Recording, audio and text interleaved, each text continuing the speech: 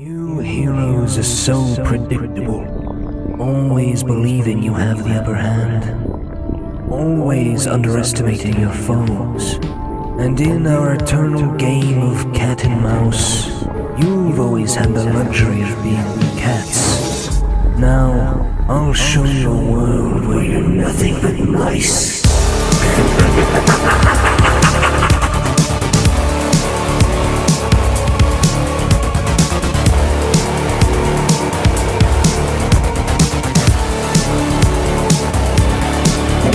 Stop me in the future that I've created.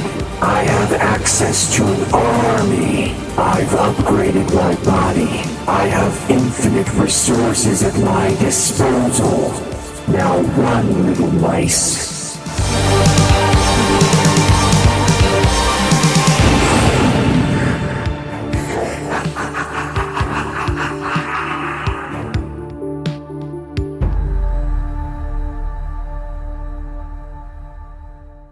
Welcome to episode 1 of Out of Time, a cyberpunk D&D story. This is your cast today. We have Wembo, Honey Bunny, Improv Blake, Jimmy here, Whip Tracks, and Whole Wheat Pete, and they are going to go on an adventure.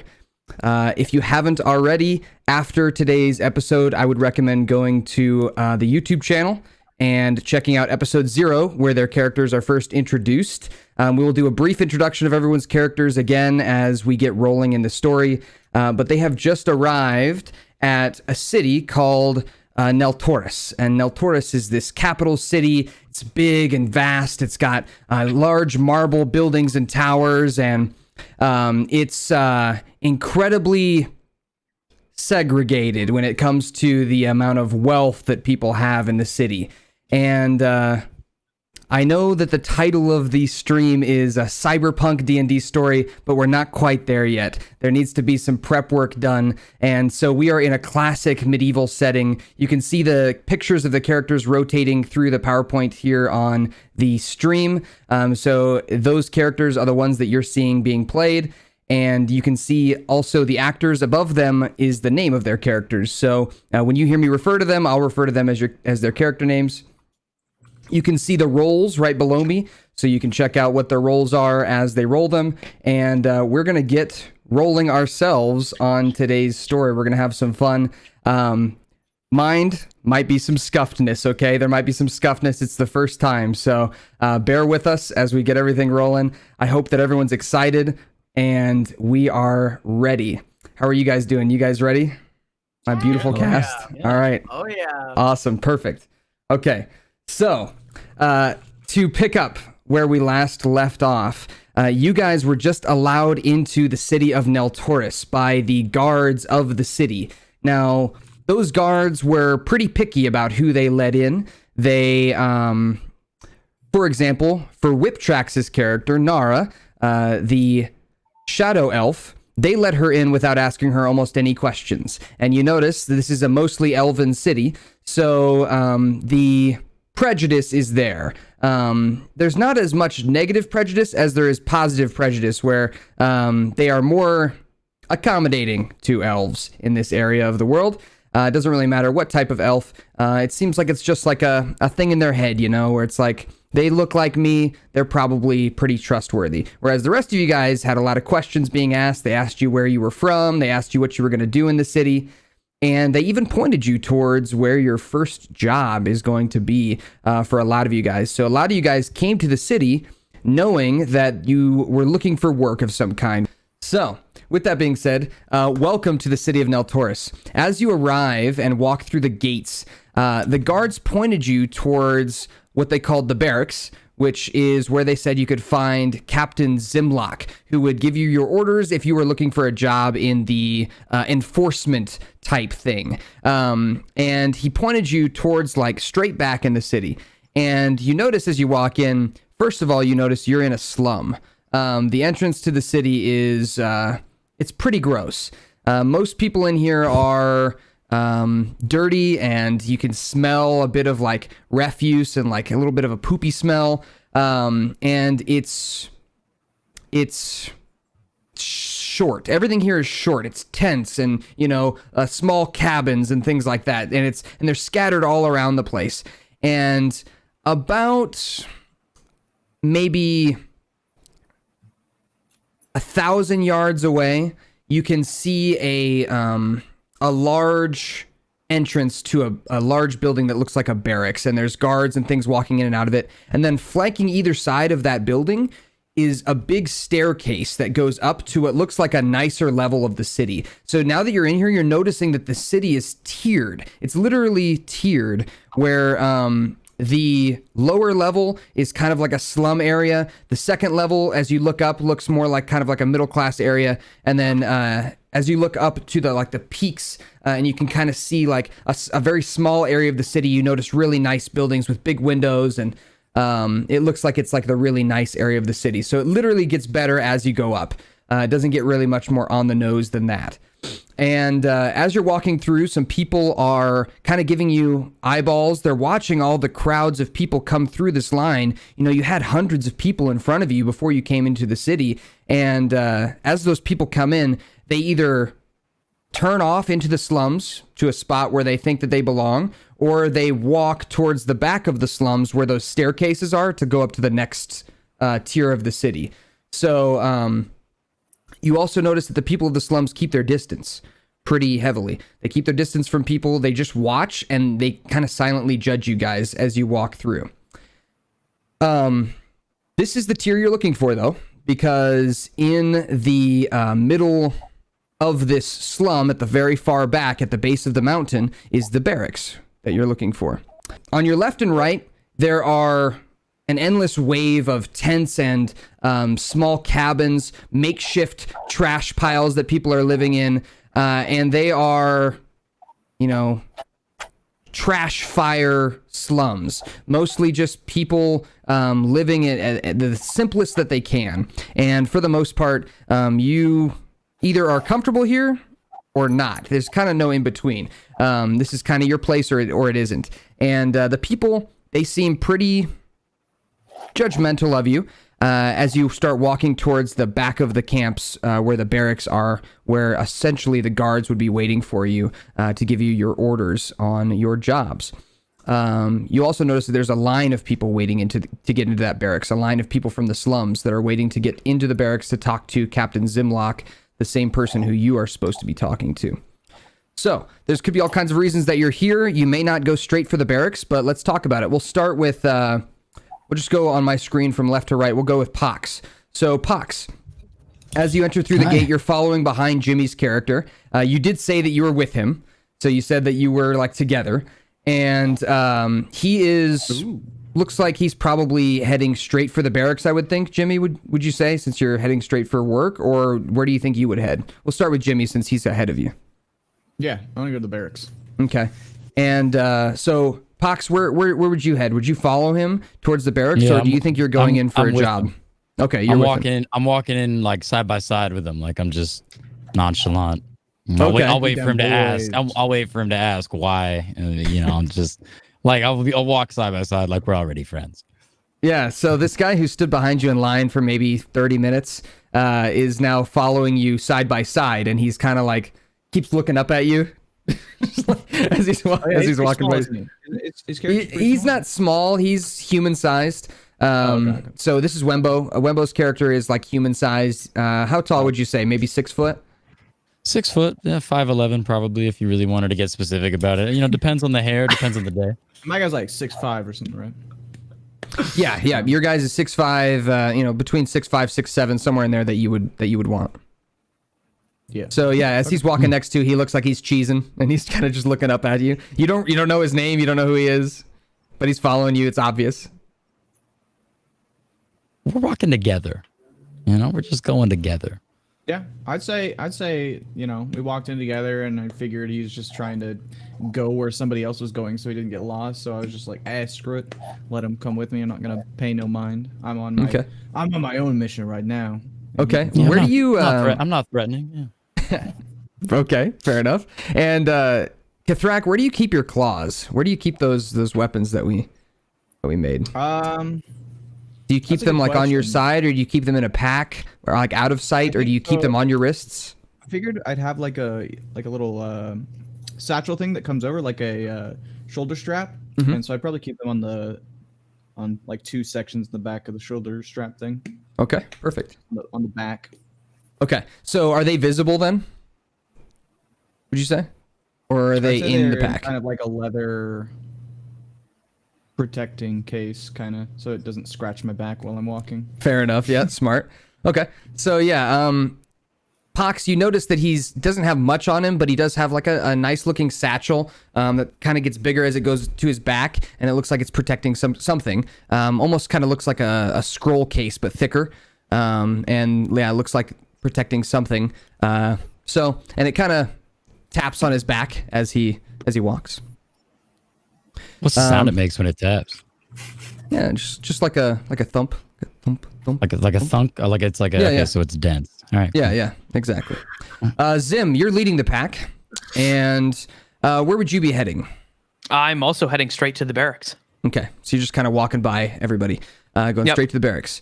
Yeah. And then we'll go with Isabella. Isabella, where are you heading as you get in here? This place is again, it's very homely is the nice way of saying it. It's very homely here. A lot of people that don't smell too great, but so it's just different than home. Very different than home. But I don't know what kind of personality you have. Maybe this wouldn't bother you at all.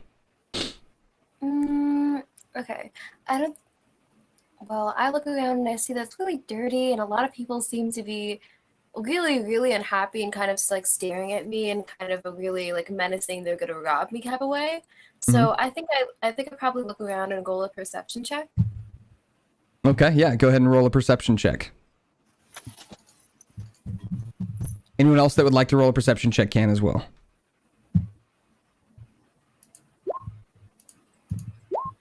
I'm vibing. Okay. It shows that I rolled it? Yeah, it showed you roll twice. I'll take the first one. Okay. My eyes are closed. Yeah, your eyes are pretty closed. Okay. I can't stop. Yours was 12, Bunny. We're gonna see if anyone else is anyone else rolling. Nah. I'll Give roll. you guys a second. Okay. I'm also just focused on my line and looking at the people there. Yep. We're just Not trying to paying look too much cool. attention. Well, I'm looking around and I see. Am I allowed to perception roll even though I haven't been mentioned yet? Yes. Yep. You're in the city, Nara and Jerome, so you can roll as well. And then I'll, based on what I see, everybody's rolls are. I'll kind of describe what the different things you guys see. So Jerome's got a super sweet roll. Ooh, let's go, baby! Yo, first roll. That's my guy Jerome right there. All right. Yes, sir. It's not bad though. I think I see the 6'5" dude traveling with a little halfling boy, and I think I was like, oh well, wherever they're heading, I want to go. So I think I'll also head over to the barracks. Okay. Sounds good. So yeah, as you head through, I'll tell you guys what you see. So with their perception checks, with a 12, Isabella, I'd say as you look around, the place is vast. It's very big down here, and you notice it gets smaller as the city goes up. But the size of the city down here it's flat and large, and the walls are kind of the things that are shaping where the edges of the city are. But you have a feeling that it would go out much further if there were no walls. That it would just sprawl out. But instead, they kind of stack on top of each other with these trash piles. And so you've got like these makeshift apartment complexes that are basically these slums that people are living in, and they're stacking themselves up instead of going out because they only have so much room to expand. But it is still pretty big down here. Jerome, with a 23, as you're walking through, you notice that the Goliath, who was ahead of Zim, Goliath is like a kind of like a half giant. They're pretty big. They are, I should say, more than pretty big. They're like 7-8 foot tall, large humanoids. Imagine like a pro wrestler build. That's like the average Goliath. And you notice that he, instead of going to any other part of the city, is heading straight for the middle district. So he's not going to the slums like a lot of other people that are coming in. He kind of goes for the stairway behind the barracks that goes up to the next district, the middle district of the city. So he looks like he is on a mission. and you did kind of overhear that he was going to go look for his wife, and he also has his little daughter tagging behind him that he's holding her hand. You notice that specifically, and it's just kind of strange because not a lot of people are going for the middle district of the city. You notice like it's mostly elves that are going for that district, and then particularly this guy kind of stands out because he's big and I'm kind of wondering why this guy's standing out like a sore thumb and going to a place where mostly elves are gonna go. And I'm a little curious, and I'm super sketched out by anything that is even slightly weird to me because I'm a fucking can I swear? Yeah, of course you can swear. Yep. Oh, okay. Because I'm fanatical about these cultists that I think are in the city, and anything that I think is slightly sketchy, I think might be cult related. So I'm just gonna go follow him because of my intuition. Okay. All right. So you kind of pass up the barracks and head towards him. That's fine. So we'll kind of come back to you, and then Nara, as you come in, you have the same kind of vision as everybody else. You see the slums, and you smell the kind of smell of refuse and grossness. And for you, this is quite a bit different than home. You never seen any like people packed in like this before, like salmon in a creek. They're packed in. So it's definitely different for you. And you hear in your head a very familiar voice go, "I told you this wasn't a good idea, Nara. I told you. Look around us." So I think that she would just be like confused, and she would just be wandering around. Okay. Sounds good. As you're wandering around, people from the slums kind of come up to you, and a couple of them, they look like humans. They look real dirty and kind of like they're wearing like potato sacks clothes. They're real homely. They come up to you, and they've got these cups in their hands, and they're holding them out specifically to you, like they think that you're rich. And you have a feeling that they're probably conditioned to think that elves are pretty wealthy in this area. And yeah, as they approach, the gentleman, he's got a long beard. He's with a woman who's real thin. They both look, really, really thin. Like you can see their bones. And they're both like, "Hello, ma'am. Ma'am, can you help us, please?" They kind of hold out their cups for some change or food of some kind. And you hear they don't take care of their poor here very well. So she probably wouldn't know what to do. I think that I would probably give them like a dead mouse or something that I have in my bag. So to you, that would be like a gesture of like, Yeah, here's like some food. Yeah, here's some food. Because this is kind of what I yeah. eat out in the woods. Yeah, like that would be kind of nice. And you kind of pull out a dead rat, and as you're about to drop it in the cup, he kind of like pulls the cup away, and he goes, We have plenty of those down here. Thank you. As you're like about to drop it, you don't, and as he pulls the cup away, and he says, "Never mind," and he kind of walks away, and he grabs the girl kind of by her collar and pulls her away as well. So, as you continue to wander, the rest of you guys are showing up at the barracks. The line for the barracks is fairly long. They're all, again, pretty homely types, but they're looking for some kind of work. Mm-hmm. Do they look like they're fighting types at all? Or are these like peasants who, if they were in a fight, they would just get eaten alive? It's a mix. So there are some who just look like they are desperate and will do anything for money, whether it means getting themselves killed. And there are some who look like they could definitely fight it out. Can I go up to someone who looks like they're more capable at fighting, and I want to tap them like on the back? Yeah. So you find a fairly large dragonborn who is shirtless. He's red scaled, and he looks like he's got scars across his chest. And as you tap him on the shoulder, his kind of buff, burly nature, he turns around and he blows smoke out of his nose and just kind of like nods up at you with his head. "Hello there, gent. Question for you. What is this lawn here for?" He says, "This here is for us." And he kind of like gestures to all of the people in the slums. Is it for work or is it for something else there? "Oh, that. Yeah, we're looking for work. Anything that will help us get some money." Is He this looks the type dejected. of work that might involve killing people? Depends. He kind of like looks back at the line of people and he goes, I think it just depends on who you are, what job they give you.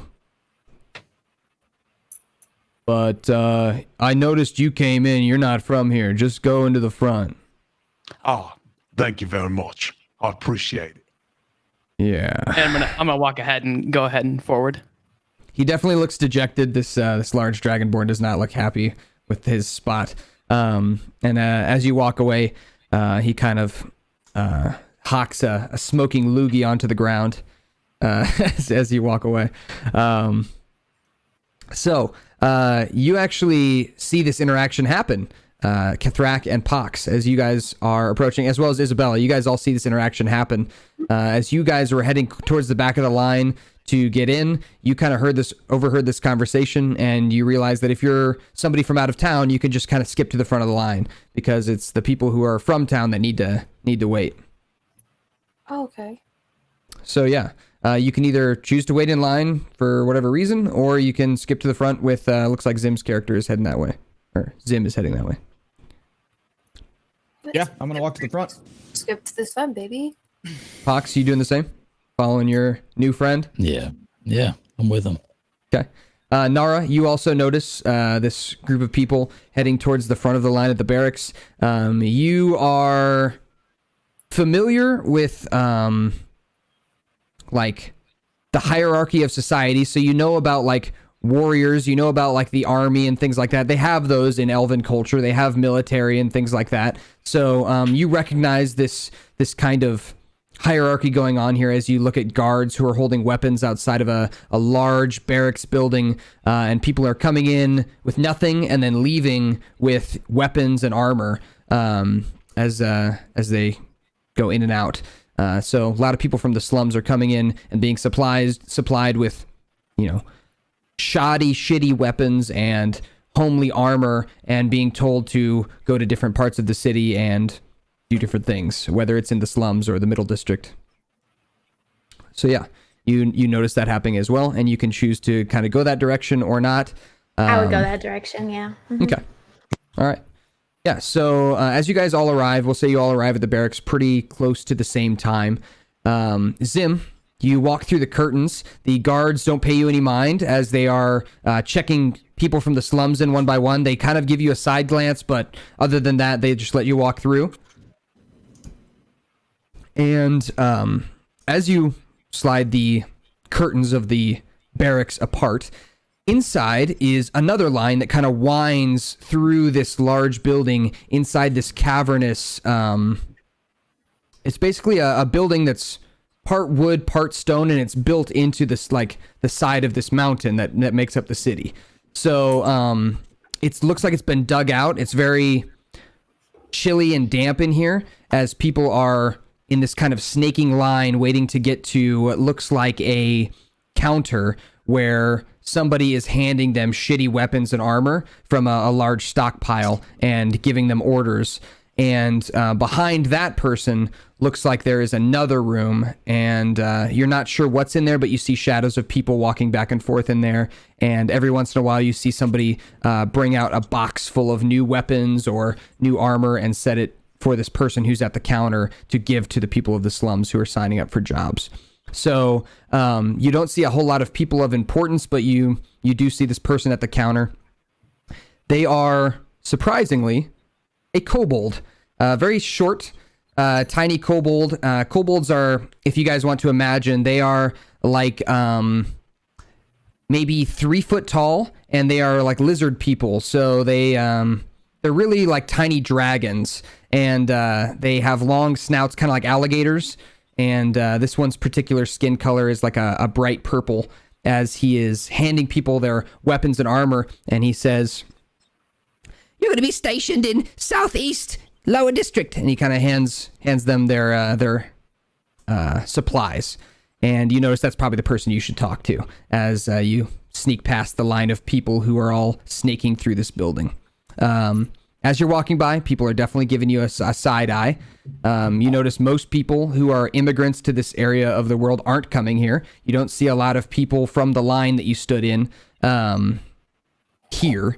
They're either just heading into the slums or heading to the middle district and not kind of bypassing this area. So this is definitely a dangerous thing that you're doing. You know that you're putting yourself in danger if you take one of these jobs, especially because there is a lot of crime in this section. Yeah.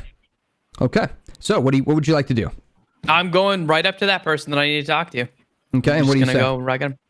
I'm gonna walk up. He's busy. He's Go ahead. Hello there. Excuse me, ladies and gentlemen. A person standing here. I'm here for the real serious work that pays the top coin there. He kind of raises an eyebrow at you. He's holding a stack of leather armor, and he kind of sets it on the counter for this person who he was helping out. And he goes, all right. Let me go get Captain Ximlock. Just wait. Kind of puts a hand up. Just wait here. And he kind of scurries off to that back room where you saw the shadows of people walking around. The rest of you guys, as you come in as well, hear this conversation happen. And sounds like this tiny creature, this kobold, is running back to grab somebody important. A couple minutes pass by. You hear from the crowd, "Hey, can you hurry it up, please?" From somebody, you're not even sure where. If you want to roll a perception check, you can. But oh yeah, I do. Yeah, go for it.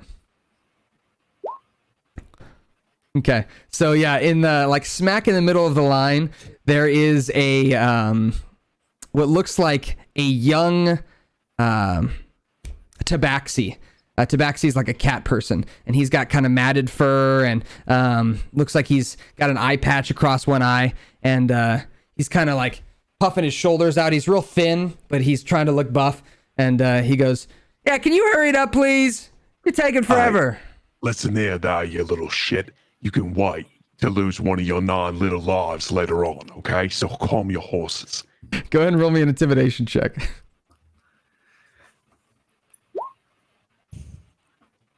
Okay. Yeah, I'm not afraid of you, pal. You little short stuff. Yeah, kind of puffs his chest out. Enjoy the middle of the line there, shitty person. Fuck you too. And about that time, the kobold comes back, and with him is a pretty large and buff-looking elf man who is dressed in this jade green armor. He's got a beautiful-looking helm that kind of comes up to a point, and the kobold kind of brings him out and says, "This one here is looking for some of the higher-paying jobs. He looks like he's not from here." So the captain kind of looks you up and down. Nara, you notice that he is a high elf, so classic kind of elf from this area of the world. They have kind of a peachy colored skin. This one in particular, though, looks very buff and tall, and he is carrying a large spear and shield. And he kind of taps the spear on the ground, and he says, "What's your name?" It's Nara. He actually was, so this is a great interaction. So he's like he's looking down at the halfling when he says that, and he kind of like cocks an eyebrow and looks up at you, Nara, and he goes, "Okay, Nara, and what are you doing here, Nara?" Oh, I'm just passing through. Looking for work. Yeah, I guess so. Yeah, I probably should. Yeah. I see.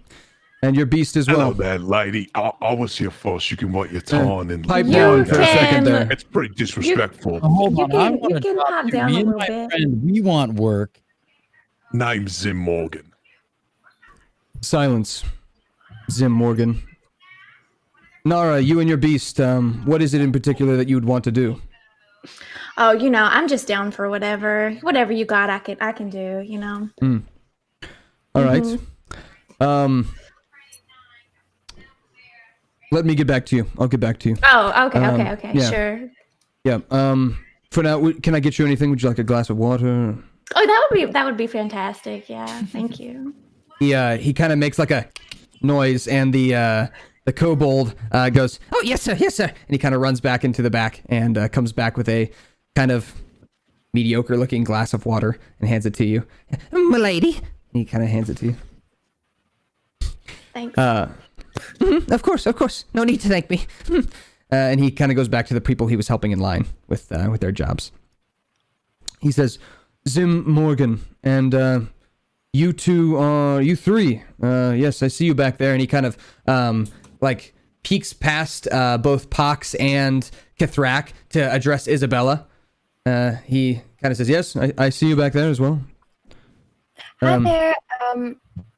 I'm going to run can I run a persuasion check? So with the way I work as a DM is you tell me what you want to say, and then I'll tell you whether or not you need to roll a check for it.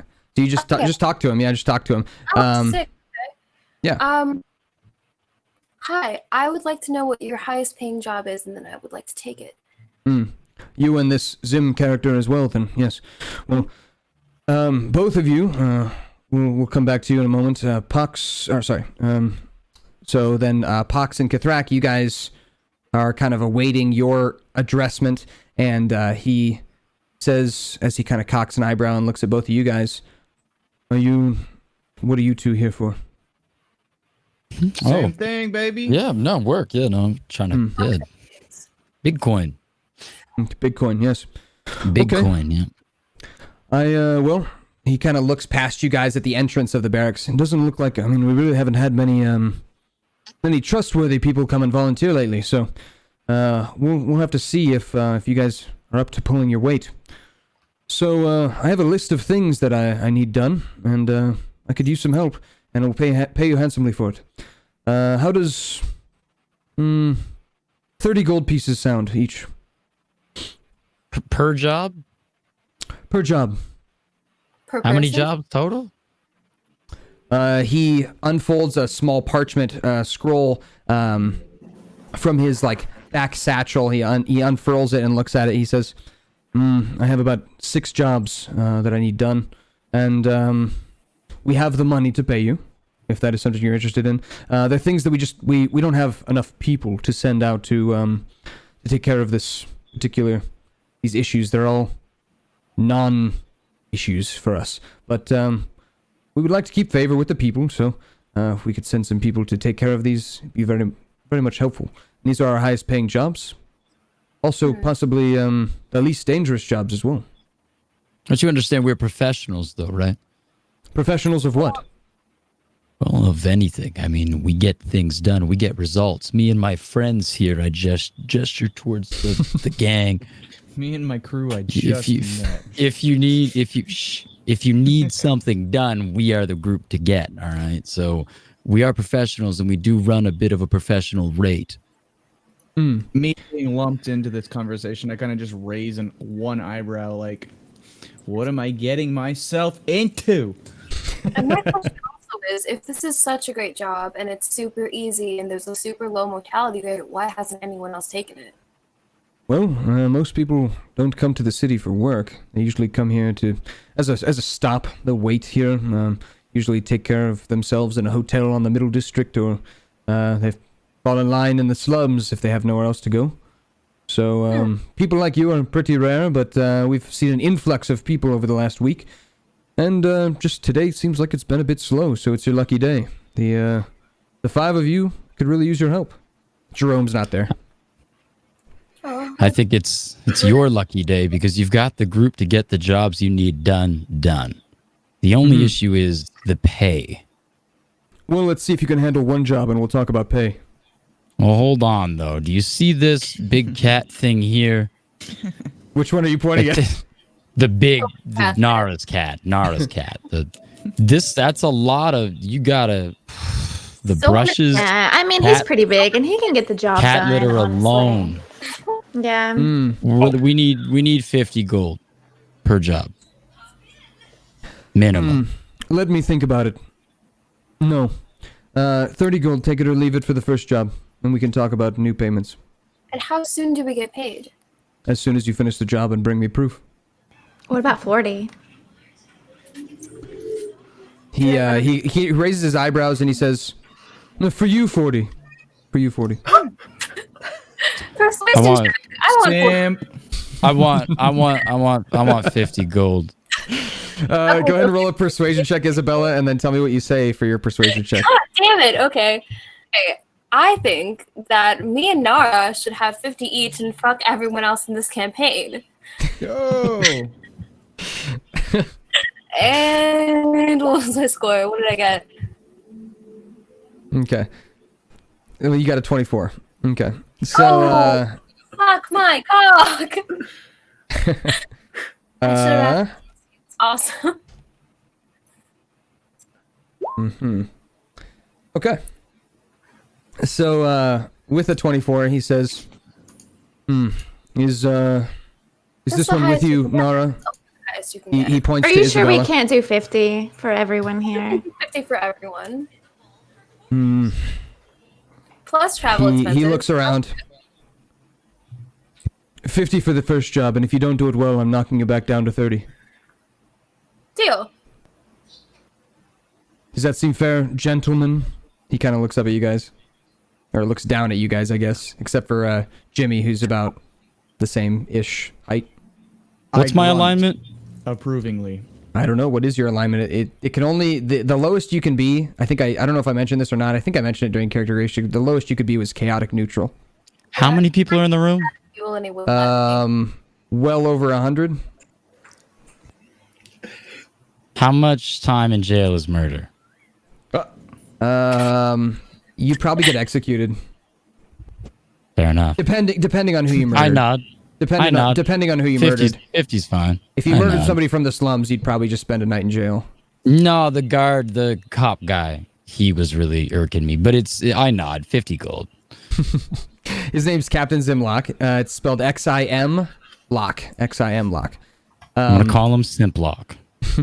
Yeah, well, he kind of is. He's not seems gonna know only what it address means, the women. though. Yeah. So he says, "All right. Well, the first job I have for you," and he says, "Do you have a map of the area, or do you need one?" We'd like one. You actually have one, Isabella. The Minotaur gave you one in session 0. He handed you one, remember? And he showed you where to go for a hotel. Oh, does everyone have that though? Nope, just you. So you can tell everyone that you have it, or you can just be silent and he'll... I don't have shit. You guys are Okay. on your own. All right. So he says, all right. He pulls out a scroll and draws on it and gives you a map of the Middle District. And you notice that he does not draw anything. I'm hearing some voice from somebody's microphone. Is somebody playing some audio in the background? Not me.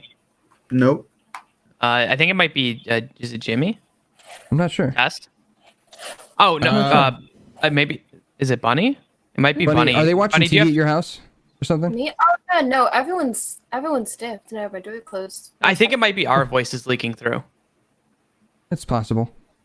Yeah, I don't know what that was. That was weird. Okay. So If anything, I do live with family, but No, that's all good. don't really hear them right now. well, as long as I can figure out where it's coming from, you know, it doesn't matter. I think what it was our voices leaking back through, which is okay. It happens. It's all good now. Okay. So with that being said, he draws this map of the Middle District and purposefully does not draw anything of the Higher District or the Lower District. You notice that those maps, at least in his eyes, are not important to you for whatever he's drawing. And he says, well, I've got a couple jobs you can pick from.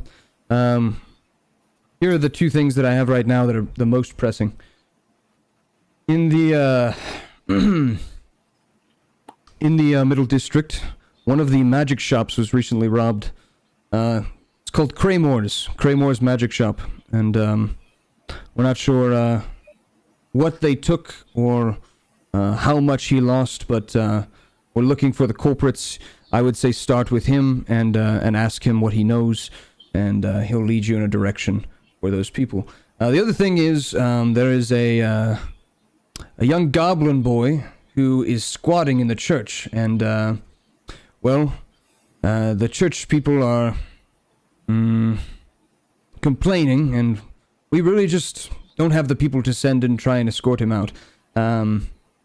Apparently, it's a complicated situation. So, with that being said, take your pick on which one you think is more urgent for you, but it's up to you. I say we save the Goblin Boy. Any dissenters? Is that the one that's squatting in the church? Yeah. So wouldn't that be a fast job, fast and easy, and then we? Yeah, it could be. Yes, Could be, but it could be. also not be. Oh. Maybe there's more to it. I'm down to jump on that one first. Well, we could do the magic one, but it just seems like the Goblin one is A, a little more pressing, and B, will involve a lot less chasing. So. It's a goblin in a church. Is squatting? Yeah. Yes, living there. I should say it's not just one goblin. It is a family of goblins, and they are squatting in the church and have locked themselves away, and the people of the church can't get to them. So, how long have they been locked in? From what I've heard, it's been a couple days, but we just don't have the resources to send people out there to try and break down the door and drag the goblins out, hang them. Do they have food? Do you know if they brought food in before they went in? I don't know. Can I turn to Blake and say, "Aren't you a goblin? Yeah. Like, can't you get this done?" Zim is his name. Zim is his name. First of all, I'm a halfling, okay? Some clarification. I don't have pointy ears. My skin isn't green either, okay? So I'm a halfling. Okay, next, are they squatting or have they taken over the church as a fortress? Because those are very, very different things. How am I supposed to know? I haven't been there. Who has been there? No one that we know. We just had some people from the church come and ask for our help. We just haven't had time to go. Okay. Follow-up question: why are they squatting the church? Like, I don't know. Why do you all keep asking me questions that you know I won't know the answer to?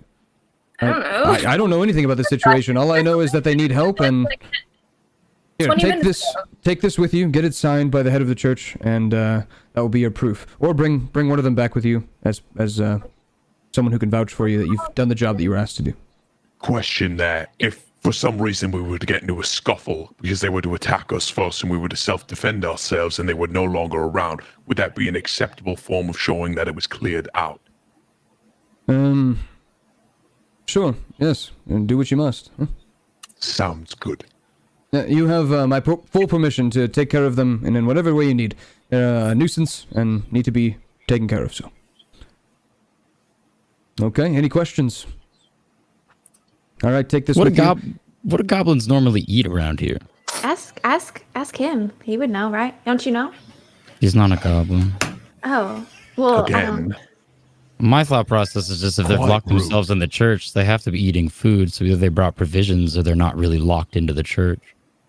Well, they've locked themselves in, right? They barricaded, kind of. They're squatting. So yeah, but how much food? Like they can only. Do you think be you in could there have for this so long conversation somewhere else? We have places to. We have things to do here. Can you have this conversation somewhere else? Let's disagree and move on. We should just go to church. Let's set out and just go scope the scene, I think. All right. He kind of nods at you guys and he says, again, 50 gold if you do it right, and 30 gold if you don't. He kind of like raises an eyebrow, waiting for any responses. Let's do it. Have a good day there. And I'm nods. I'm gonna bow and just start walking away. Yeah, I'm already. Yeah, I'm already outside. As you're walking out, you hear a familiar voice, Zim, say, "You need a hand with that? I can help you out." The tabaxi from the middle of the line is shouting at you. No, he's a cat guy, right? Yeah, he is a cat guy. Can I not like you? Like yeah, no, he's a bit different. But I would be technically, because I'm like bigger, I'd be pretty. Can I intimidate him now? Can I try? Yeah. Yeah. How would you do it? I want to snarl at him. Okay. Let's see. Sorry, then you click on the button next to intimidation on D&D Beyond. And that should... Sir. Boom. Did that go? Yeah, it did. Oh, that's not good, is it? No, it was worse than mine. Actually, you tied. You tied. So he says, Never mind. You guys go ahead. He kind of turns around in line, scratches the back of his ear, and he doesn't look like terribly intimidated by you, but he looks like you intimidated him enough to make him give up on heckling you guys. Good enough for me. Good enough for you. I didn't Perfect. He was I don't know. He was kind of a pompous asshole. All right, so you guys head out of the barracks back into the slums and know that you need to head to the middle district, which is the staircase to your right. There's a large stone staircase that spirals up the side of the mountain to the middle district. So that's where you're headed. And if you're looking at the map that I sent you in Discord earlier, you will enter the middle district where the market is, either on the left or the right side of the market, depending on whichever side you guys took. I assume you guys probably took the left side. So we'll say you enter on the left side of the market, and that's kind of where you guys are. So for those of you that are on stream right now, the map should be on the screen as well for you. All right, so you guys head to the middle district, and as you arrive, Pete, you actually arrive earlier. So following the Goliath man and his daughter, you follow them into the middle district, and as they reach the top of the stair steps and come into the opening of this middle district that you see on the map, this kind of like wide open area with the park in the middle, they take an immediate right and go into the market, which is in the bottom left of the map. And you continue to follow them into the market, seeing kind of where they head, and they go to a small tent that looks like it has a large woman sitting in a rocking chair, and she is making some kind of jewelry in the tent. And then at the front, there's like a little counter where her jewelry wares are set up, and they look like some nice like rhinestone jewels and things like that. They don't look tribal in any way. They look more regal, and they look nice. They don't look perfect, but they look like some nice jewelry. And for what you see, it looks like that's where they were headed. They headed straight to that tent, and they gave her a big hug as they came in. She hugs her daughter real tight, puts down all of her jewelry and stuff that she was working on, and hugs her daughter real tight and kisses her on the forehead. And the husband is there too, and he gives them a big group hug together. And you see some tears running down their eyes, and they look very happy to be reunited with one another. And all right, I walk up to the family and be like, wow, looks like there's a nice reunion going on over here. How's it going? They're all like hugging, and the big Goliath kind of looks up from the group hug, and he goes, yes, can I help you? Are you here to buy some jewelry? Sorry for I wasn't following you or anything. I just I'm a little lost. I don't have a map or anything. You're from the line. Yeah, that's me. I remember you. You were behind me a few people. Oh, the gnome. Jerome, the gnome. He kind of like, shakes his head a little bit, and he goes, honey, this is Jerome. We met in line. I don't know anything about him other than he's a gnome. And she kind of like says, nice to meet you. Can we help you with anything in particular in the city? I know my way around pretty well. Yeah, so I've actually been, I heard some rumors that there's some sort of cult activity going on in the city. I was wondering if you guys knew anything about that. First I'm hearing of it. Not something that I know much about, but there are, well, the people at the church will probably know. They're pretty in tune with the idols that are being worshipped around the city. They are not very big fans of them, so they kind of only want people around here to worship Metla. So they would probably know if somebody was dissenting from that. Other than that, probably go to the church to see. That'd be a good place for me to start, at the church, right? It would be a fine place to start. Do you guys by chance have a extra map or something that I could borrow? Because I am completely new to this city and I do not have one. We don't. They're selling maps for the different districts of the city, and also they're also selling maps of this area of the world and all of Venterra, and just at that tent over there. And she kind of points to a regal-looking tent with some what look like like 2 Warforged that are working. Warforged are like robots working on these pieces of parchment, like writing on them. And then between them is a small looking gnome who is functioning them and helping them, like, greasing their hinges and things and making sure that they're running properly as they kind of mass produce these maps at his little tent. All right. Thanks again for your help, by the way, guys. And maybe I'll see you guys around. Who knows? Only fate will tell. The little girl, she waves at you. She's really, really cute. She's looks like she's as a Goliath, she's probably 11 years old, and she's got a little ponytail that comes out from the back. I'm like 4 foot 11, right? Yeah, no, she's a little taller than you. She's like 5 foot. And she is definitely nervous, but she seems to like be less nervous with your attitude. Like, you seem very calm and welcoming and friendly, and she seems to have kind of at least let her guard down just a little bit, and she kind of waves at you as you walk away. Just a kid. Seems like a nice kid. Hey, you guys got a cute kid, by the way. And I grab out a different piece of candy, because the other one that the Goliath remembers, I throw on the ground. This time I throw the candy and the girl catches it. Oh, you tell me that the girl catches it? That's not how it works. Throw the candy in the air towards the girl. Okay, she catches it. Yeah, she definitely catches it. And the family, they kind of laugh, and the guy says, "Best of luck in whatever you're doing." What's your name, by the way, sir? Tiran.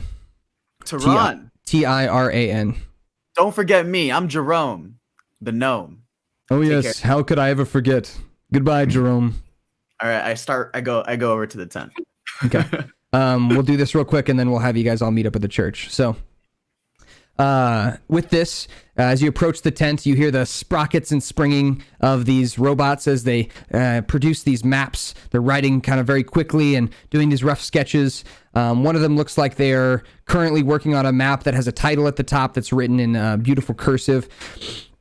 And it says, "Long Lost Zolotia," and it's got like the continent of Zolotia, which is that continent where it's kind of covered in storms.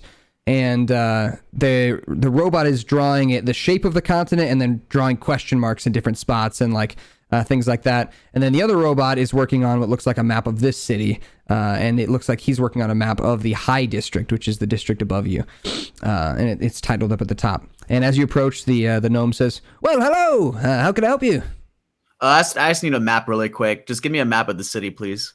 That's it. You want middle district, lower district, or higher district? So you're in the middle district right now. I'm gonna ask you as a DM, if that's okay. Am I supposed to get it? Should I get it for all 3? Like, I might as well just get it for all 3. You could. Just district. You could. It's up to you. Once you hear the price of the map, I'll let you decide. All right. Yeah. I'll just take all 3. I want lower, high, and middle. I just give them all. Oh, sure. I could do a package deal for you. All 3 maps. Call it 3 gold pieces. 3 gold pieces. Excuse me. For that hunk of junk, I could make a map myself for a quarter of the price. Well, then do it. I just don't have the materials. That's the problem. I'll tell you what. I can sell you the materials for a few silver. Oh, perfect. All right, give me the materials. I'll make the map myself. Okay, fine. He kind of looks disgruntled, like this is not how he wanted this to go. Can I take a look at your map really quick so I could draw it? Fucker. He says, you could probably just make it by wandering around. You don't need to look at my maps. And he kind of covers them up. All right. You know what? Fine. You know what? Just because I like that gnome. Wait, I'm talking to the gnome, right? Yep. You know what? Look at me. We're both gnomes. We're brothers. We're born of the same breed. The same. You know what? I'll tell you what. If you let me copy the map right now with the materials, I'll give you a gold for all 3 instead of a couple silver, and we'll call it a deal. Fine. I'll take that. That's fine. Take a gold coin and I flick it at him. All right. And I can't tell you if he catches. He does catch it. He catches it. He's pretty nimble. He'll catch the gold piece, and he reveals the 3 maps to you for you to write on them. And we'll say that it takes you, 20 minutes to make the 3 maps all together. And they're very rough as well. They're not nearly as detailed as his are, but they are good enough for you to kind of get an idea of where you're headed. I have a sleight of hand if I can make the map Sure, better. yeah. Roll me a sleight of hand check. Try it out. I'm an artiste. Hell yeah, brother. 13. With a 13, I'd say they're above average. They're above average maps. They're definitely not quite as good as his, but they're pretty close. Okay, cool. For somebody who's never done it before, pretty good. All right, take care. And then since I saw this church on the map, I'm gonna start going to the church. Yeah, and it's pretty obvious. I mean, it's huge. If you're looking at the map I sent you in Discord, I mean, it's a huge church. Takes up the majority of this area. It's also, the back of it is at the base of the mountain. So again, this this church, just like the barracks on the lower level, this church is kind of like the centerpiece of this district. And so as you are going to the church, you look to your left and right. There are lots of people as you walk by the park. You see the same group of people who were in line with you, and they are approaching the church as well. The rest of you guys, yeah. Hey guys, what's up? Why are you guys all going to the church together? That's not where the barracks are. Oh well, we have a little assignment, Jerome. You know me. Oh, already? We might be able to use your expertise. Honestly, I'm not doing anything right now. I'd be down to tag along. How much are they paying you for the job? Nothing. It's for free. For free, really? You're doing roll a deception check, Isabella. Roll a deception check. God damn it! Don't do it. Isabella rolls a deception check, and Pete, you roll an insight check. Insight check. All right. Fine. Uh-oh. Actually, can I go a persuasion check? Deception. Deception check. No! Deception, baby. What did I get? Okay, you got a 13, and he got a 22 insight. So she's definitely not telling the truth. They're getting paid. You just don't know how much. Okay. That being said, let me try a little. You can try your best to fool me, but let me tell you the truth. I am probably one of the smartest people in the city right now. I would say probably you're getting paid maybe 30 gold a job, but because you two cute ladies in this group are here, maybe they're giving you 50 just because you guys are sweethearts. They're not giving us 50. It was 10. It was 10 gold. Go ahead and roll a deception check, Nara. We're getting paid 50 gold. We're getting paid 50 gold. We're getting paid 50 gold. They're lying. The thing is, we are getting paid 50 gold. They didn't account for a 6th person, so you are not in here. I mean, I was just wondering how much. Okay. Yeah, it's 50 So let me gold. clarify You're something. correct. You are 100% correct. As a DM, let me only clarify. paid us more because of the girl. My persuasion check. Okay, so I was going to clarify, Bunny. You can't persuade your party members. you can lie to them, but your party members make their own decisions. Okay, that's solid. Yeah. That being said, you can definitely lie to them, and they can roll to see if they can tell what the truth is. But yeah. That being said, he saw through your slight lie. We can also tell the truth, right? You can tell the truth, of course. Yeah. Yeah, like we can also just be like, she's lying. Yeah. Or do we have to roll a persuasion check against that? Nope. You just tell the truth. You could just totally waste her deception roll if she did really well. You could just waste it and say, nope, we're actually getting paid, and then she'd be like, well, fuck. Yeah. But Nara, go ahead and roll your deception check, because you said 10 gold when you were trying to correct him. All the other guys in the group just said that they were getting. Would it even matter? Probably not. Probably not. At this point, you're not exactly sure how much, Jerome, but I would say you'd have a good guess that you were right. In between 30 and 50, somewhere in there. So, hey, I mean, if you guys are getting pretty good pay for this, it looks like we got a majority of fighters in this group. You guys don't have any artificers, though. For all we know, you need someone to build something. I'll tell you guys what. Since all you guys are all getting paid maybe 30 or 50 gold, you guys each give me about 3 gold, and I can take care, and I can join you guys and help you guys out. Make sure you get no problems. You guys in the group, just to give you a, just to give you an idea, he does look pretty smart. He's got a nice steampunk crossbow that, did we put the thing on there, Jerome? Did we put the thing on there where it's infinitely repeating, or I can't remember if we did that. Yes. I have the retrieval arrow, the infinity arrow or whatever. That was. Yeah. So he has a crossbow that looks like it doesn't have any arrows for it. So you're not sure if he's stupid or intelligent. But he doesn't look like he has any arrows for it. And he's got cool looking goggles that kind of look like bifocals with lenses that come down. He looks fairly smart. But it's kind of up to you guys whether or not you'd want him to tag along. 3 gold is... Jerome, I'll give you half my share if you just come with us, dude. You look good. I like it. You have half my share. Listen. I don't need half. Can we just stop talking about how much we're getting paid for the job? You can have half, Jerome. If you stop, you can have my whole share if you stop asking about how much we're getting paid. Cool. All right. That means I don't have to pay him, right? I'm fine with him coming along as long as he's the first person to scout the church. Yeah, you go first. No. I will be the first one to scout the church. Not him. Can we talk about the church? Because there's already numerous ways we can approach this, including just waiting them out. Because if they don't have food, they're gonna starve eventually. But if they could just wait them out, they wouldn't need to hire us in the first place. So then there's a supply line. Okay. Not necessarily. Who knows? Maybe. But what goblins need to eat? You think they're growing food in the church? Could be. Might be eating mice. Cave system then. Caves. So my thoughts, my thoughts are there's another way into that church, I think. Maybe. I think we Commander, what do goblins eat? I don't know. Let's find what goblins eat. See if there's somebody running food underneath the church. Okay, wait, Jerome, do you have a drill? Happens. I actually, first things first is I actually do know what goblins eat already. There you go. Second is I do have a drill, or I can make one really quick. How big though? Like, can you? Definitely not like a drill through stone. So, he would have like a wood carving drill. Okay. Yeah. Maybe we should start with what everyone does. You clearly build things. I can shapeshift into different creatures.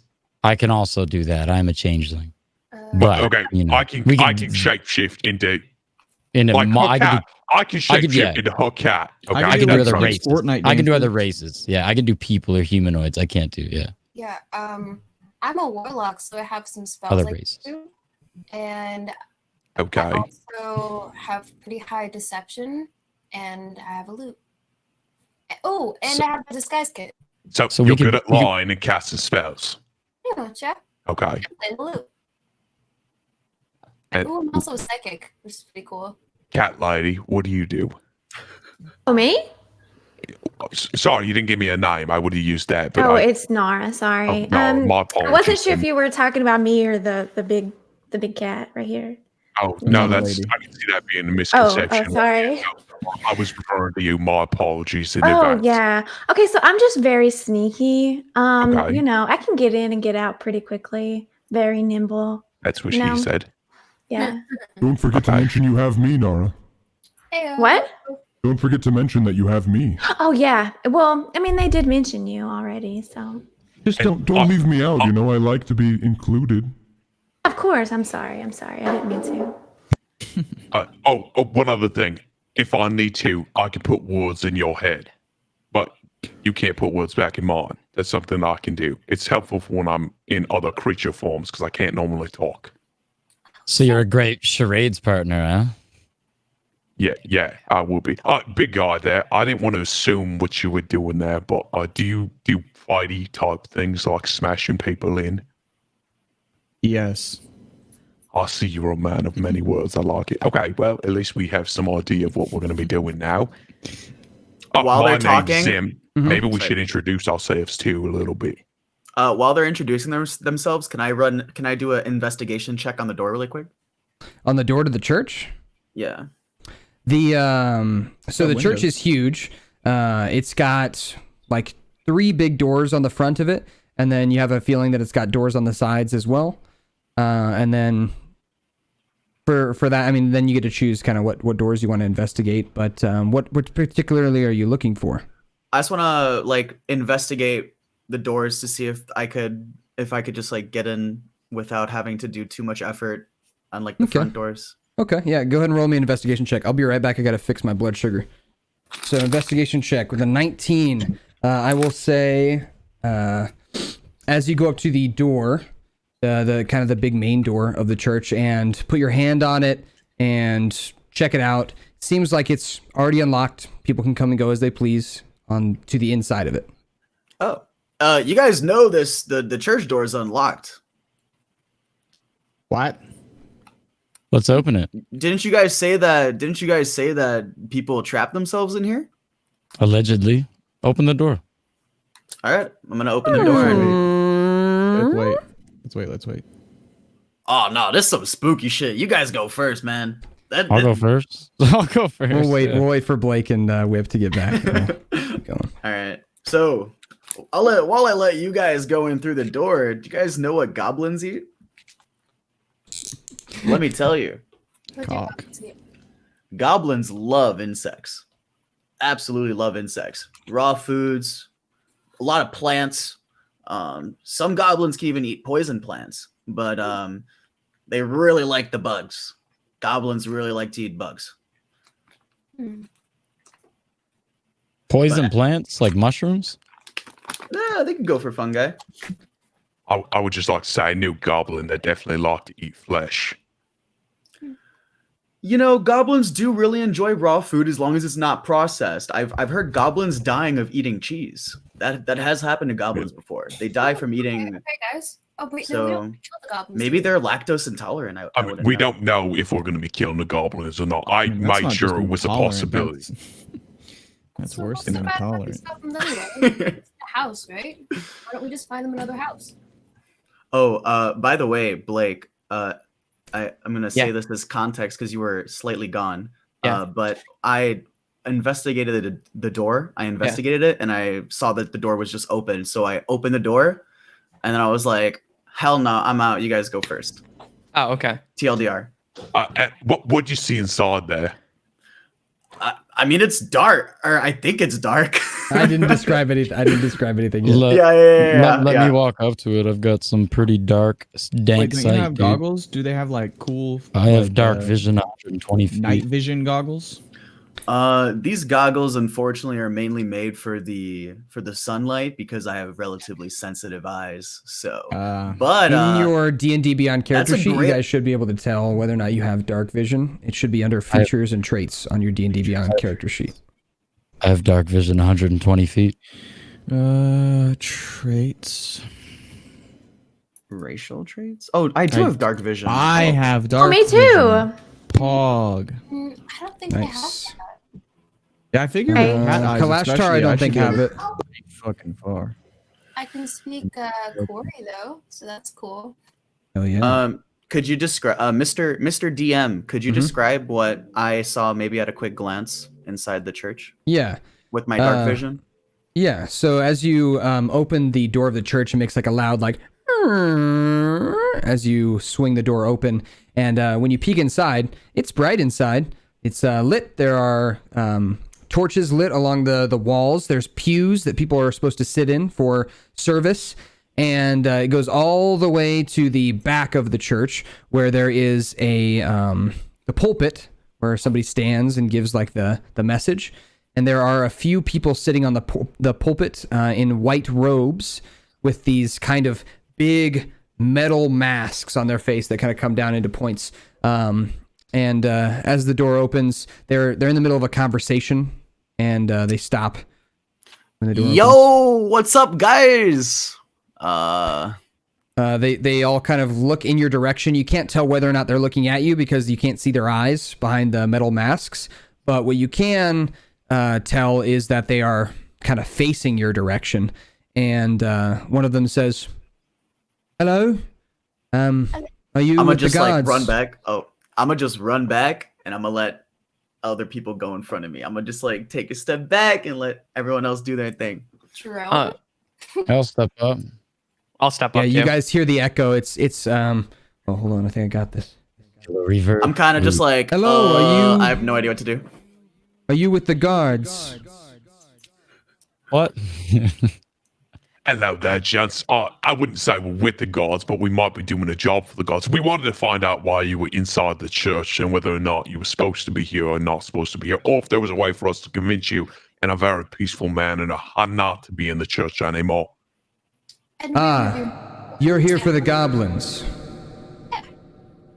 Yes, we haven't been able to get the elves out in quite a while. They've been here a couple days now. The elves? I mean the goblins? Elves? Sorry, the goblins. The goblins. Sorry, the goblins. Where are they at? They're in the basement. They've holed themselves up down there. So, let me show you the way. Why did it take them so long? How many days have they been in there, and do they have a food supply of some kind?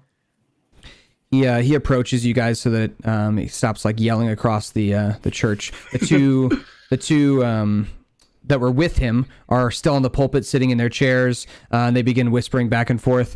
And he comes up to you guys. He says, "Yes, we're not sure whether they're getting food or how they're staying sustained, but I mean, it is what it is. We're not really the fighting type, so they keep threatening us every time we go down there, and it's just too dangerous. We do have a liaison, though, one of their own. His name is Squelch. He's a tiny goblin, comes back and forth and relays messages for us. So if you come with me, I'll show you to the cellar door, and you can call for Squelch, and he'll probably come and talk with you." How many are down here? As far as I know, there's 6 of them. Oh. I have a quite idea that it might be good there, ladies and gentlemen. I think I should turn into a terrifying looking monster. When he comes, you guys convince him that they need to leave right now, or you're going to let this monster in there and eat all of them, and hopefully they just leave. And if not, then we go in there and we actually just eat all of them. I could change into a goblin and talk to them, or just talk to them in general. I mean, we could do that too. And As go a changeling, Why you don't we can't really try- change your height that much to be a goblin necessarily. If you're 6 foot tall or 5'11", you probably wouldn't be able to make yourself short enough as a changeling to become a goblin. You can change your height by a couple inches. I do know that goblins are afraid of horses and dogs. So maybe if you turned yourself into a dog-faced man or a horse-faced man. I can't turn into that. I can quite literally turn into a very select few things, and they're all pretty terrifying looking. Like her, well, except for her cat. I can turn into what her cat looks like, but that's not really terrifying. But the other things are much more terrifying. Let's do it. Steer away. Yeah. Oh, okay. We could just have both the cats be there and be like, "Hey, listen, we're gonna let both the cats in there to eat all the little goblins up." Maybe we should ask the elves if they've tried to get them out first and why they failed. I feel like if we know why they failed. Hey, Mr. Elf guy. Yes. Why have you guys failed to get the squatters out? Well, they've told us that if we come down there, they'll try to attack us. So. Okay, then we should be okay. Squelch has relayed that message to us. Have you tried giving them a gift? Do they just think you're like evil? Maybe we can be friendly and they might like us. With your question, he responds, "No, we have not tried to give them a gift. No." Okay, well, not really. Some food. I have some food I think in my sack. You may all try whatever you wish, but let me. Kithrak looks like a freaking giant, dude. We just put Kithrak up right in front of Squelch and he'll run away. They obviously said they don't have any fighters. I think we should talk to Squelch. So let's intimidate them. I think we should talk to Squelch. Yeah, I mean, let's see what they want, honestly. I'm just saying I don't think we need to murder them right away. We could ease into murdering. You know, we could just make like take a left at maiming, see what that feels like, then move forward. So, the torture, elf huh? kind of like squints and shakes his head like he's surprised, and he says, "Well, whatever you need to do to get them out, that's fine. So follow me this way. Yeah, they were here one day when we came in the morning to set up for service, and we could hear them screaming and hooting and hollering in the cellar, and from that it's kind of been impossible to go down there. When we went down there, it was dark, and we brought a torch with us, but as soon as we got down there was this eerie hollering and screaming, and they told us, don't come any closer or we'll kill you. And so, well, we came back up here, and that's when we went to the guards for help, and it took you guys a long time, but you guys must be from out of town. You're not from the guards. Yeah. Correct. Nice. All right, let's do it. Yeah. Well, and he's having this whole conversation with you as he's walking to the cellar door, which is kind of like on the left side of the church. It's like a big gate that comes down, and it's like what are those gates called? The ones that have like slits in them. Portcullis. Yeah, portcullis. It's like a portcullis. And he's got the chain in one hand, and he hands it to Kithrak, who's like the biggest guy, and he says, if you want to open the gate, you may. If you just want to holler for Squelch, he'll come up to the gate and talk with you. While we're getting Squelch, I'm gonna look like the crag cat. And I'm gonna shapeshift into a crack cat. Okay, go ahead and mark off one of your beast shapes. Yep.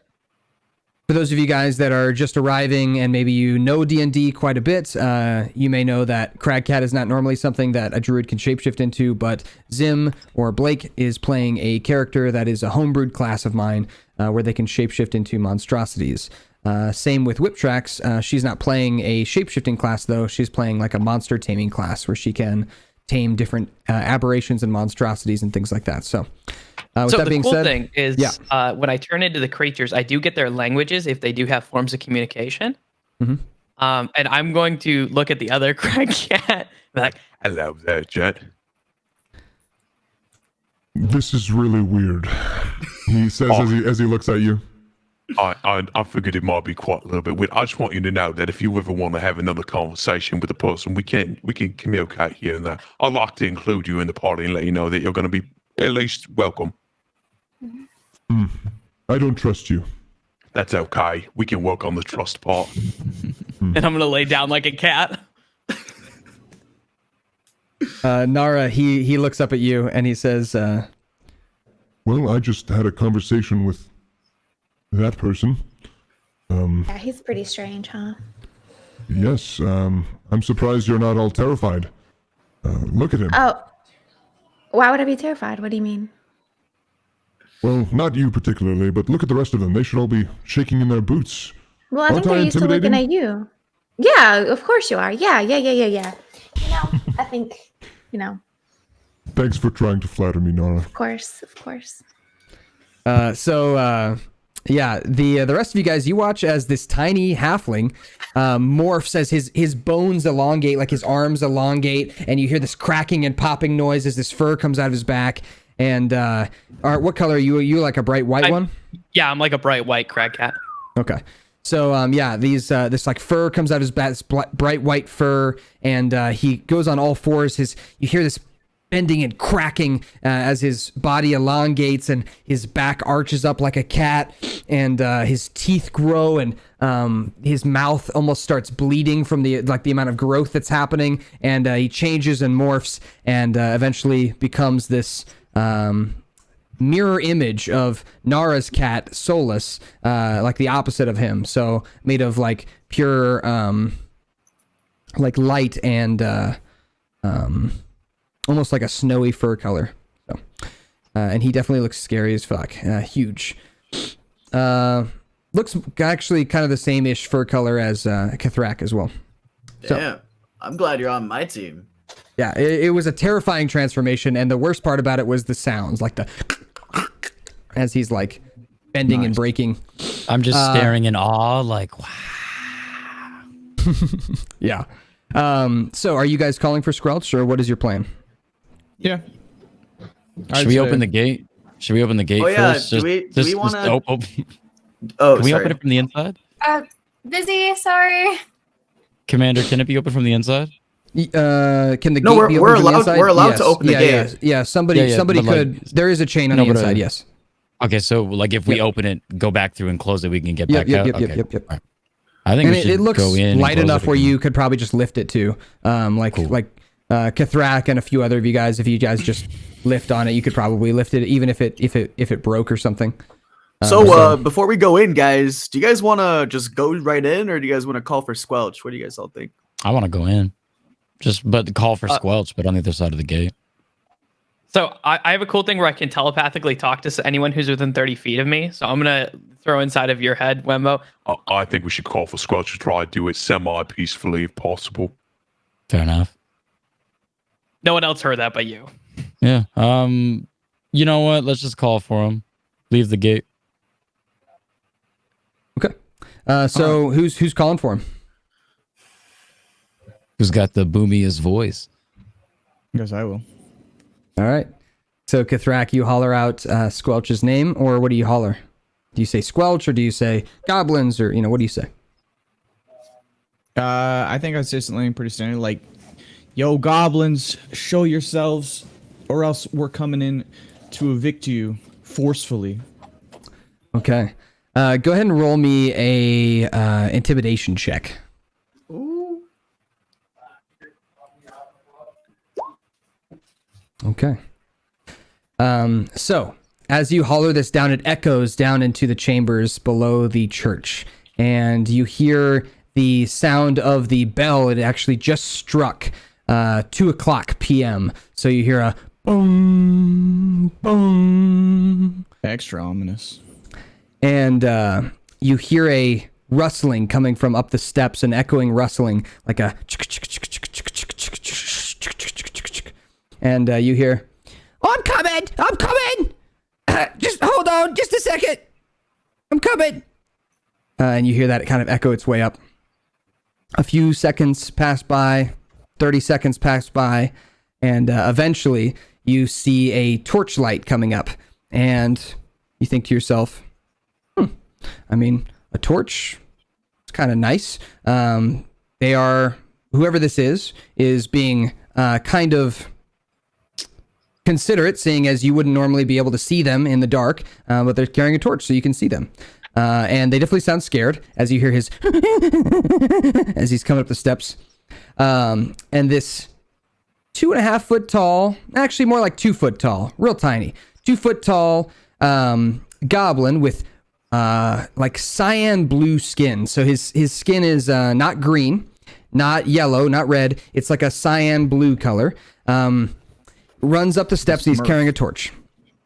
Kind of Smurf-like. Yeah, kind of Smurf-like. He's real thin, though. Real tiny arms with small hands. He has to carry the torch with both hands. And you can't see his whole face because he's wearing a mask, actually. And the mask it's like it almost looks like a bird mask. So it comes down like a beak over his nose. And so you can see like his mouth. And you can see his eyes behind the mask, but you can't see like the rest of his face. But you can see his ears, his tiny little goblin ears sticking out from the sides. And as he comes up, he says, "Oh, hello, everyone. How can I help you?" And he's kind of holding the torch like far away from himself so he doesn't burn himself. And you can see the torch is shaking as the shadows flicker on the wall. And he seems definitely a little bit scared as he is... as he's standing now in front of you. A very tiny creature, not intimidating at all. Probably take him out in a few hits if you wanted to. I think, and I'm gauging the group's interest, I think given them not seeming like much of a threat, but the mask is what I'm curious about. I think we should try to get information out of them before we threaten to get them out. What do you guys think? Yeah. Like, is that mask kind of sus? Why is he blue? What? You can't just ask somebody why they're blue, bro. So yeah, are you guys having this conversation in front of him, or how are you communicating this to each other? Yeah. So let's just. Yeah, I mean, I'm not afraid to talk. I can look at him. What are you guys doing down there? Me and my family are we're just living down there because it's safe. Safe from what? Everything else in the city. What's with the mask? You know that you're not supposed to live underneath the church, right? Yes, we know, but we thought it was the safest place to break the rules because they wouldn't hurt us. Break the rules? Yeah, like we wouldn't do this in like the bottom of an inn or something because then they would just kill us. Can't you just go back to where you were? well, where we're from is dangerous, and we thought maybe coming to the city would be nice. Yeah, but why in the bottom of a church? Again, it's safe. Nobody's going to hurt us here until Yeah, now. you gotta pay rent. You're breaking the rules. Yes, I know, but they're not going to do anything because they're church people. We're going to do something. We are about to do something, my friend. Or actually, you're not my friend. Yeah, I think we need to let them know that we were sent. Like, hey, man, our party is sent to take you out of here. Can you give us any reason why we shouldn't? We're not hurting anybody. I wanna see what's going on back there. What's with the mask? He says, "Oh, this is just my favorite mask. It's nothing special." Take it off. He kind of closes his eyes real tight. You can see his small little shadow flickering on the wall behind him, and he says, "I don't really like to take it off." Take it off. Roll intimidation Rolling check. it. Command. Yeah.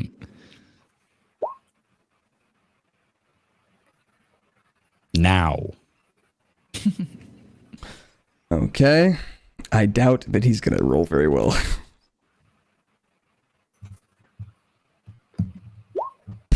Oh shit. I shouldn't really. But maybe you guys could come down and meet my family. Wouldn't that be nice? Mask. I'm telling you. Hey, Carthrak, why don't you pull that chain and open up the gate really quick? I'm gonna talk in Cathrak's head and be like, We might just want to ask them to leave peacefully, or we're going to come down and there's you and two giant cats that might be a little bit fearful. I think, and I'm saying this to the group, I think we need to, before we go down there, maybe rope this goblin's hands and take the torch for ourselves, just in case he tries anything shady. What do you guys think? I think the mask is on for a reason. I think if we go down there, I think honestly they could be doing something illegal. I think they might be lying. I think it could be cult related. I think maybe they're doing or brewing something bad. They have a mask on. He's not taking it off. I think you should take it off and see if he passes out or gets loopy, because I think if we just rush in there, something's gonna happen. I think he has that mask for a reason. I think we should look at it further. Take it off his face. Hey, Squelch. Hey, Squelch, come over here. Come to the gate really quick. I gotta take a closer look at you. You can keep the mask on. Just come right here. Roll a persuasion check. Oh shit! There's no way. I did want to ask, DM, ask him, can we do things like through the gate? Like if we wanted him to come up and we wanted to like tie his hands, could we do that through the gate? No, he's not close enough for you to like reach him. To, I mean, like if do he did anything. come up. Oh yeah. I mean, it would need someone's hands that are smaller than yours to reach through the gate. Which are mine, right? I mean, your hands pretty thick actually. You're kind of like a dwarf-sized gnome. I'd say like more like feminine hands would slip through. Yours are kind of wide, because you're stout. Oh yeah. The thinner the better.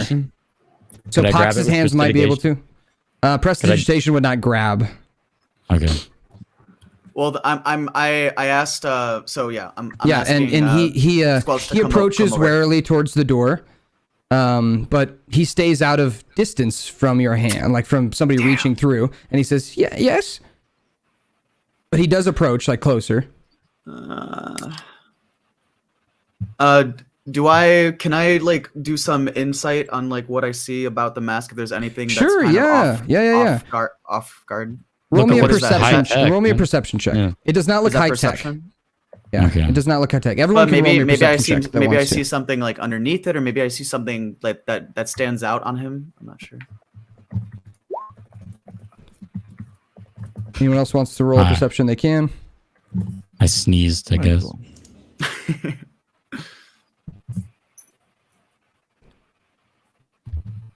Can I do a perception check on smell if I notice anything that smells off about it? Yeah, yep. You should have advantage, I think, on that too. Maybe I don't with cats. Okay. Nope. Either way. Pretty good. Ooh, nice. Okay. So, with that being said, with your perception checks, Jerome and Jimmy, I'd say both of you can realize that this mask definitely seems strange in some way. It's giving off he's giving off this weird protective nature about it that you can't tell whether or not it's because he's like a kid and he's just like holding on to it, or he's covering something up, or what it is, but there's definitely something weird about it. So you're on the right track that there's something strange, but you're not exactly sure what. Blake, with a 24, as a crag cat, you're pretty knowledgeable about like magic and being able to know if magic is there. You don't know what kind of magic it is, but you can sense magic pretty well, and you do sense a bit of magic in the air as you take a whiff. There is a bit of magic in the air coming off of his persona, his body. I'm gonna talk into Wembo's That's a head. nat 20, by the way. That's the only reason I give you something like that. It's nat 20. Just in if what are there? There's magic coming off of him. There's something going on down there. Who are you saying that to? Wembo. Yeah. It's Wembo. Okay. Can you say it to me too? Because you know how I'm can smart. how can I sidebar with these guys? Can I whisper to Because I Blake? didn't think about You it. can Or talk. can I You can whisper talk to- back to- in to his Zim? brain. Yeah.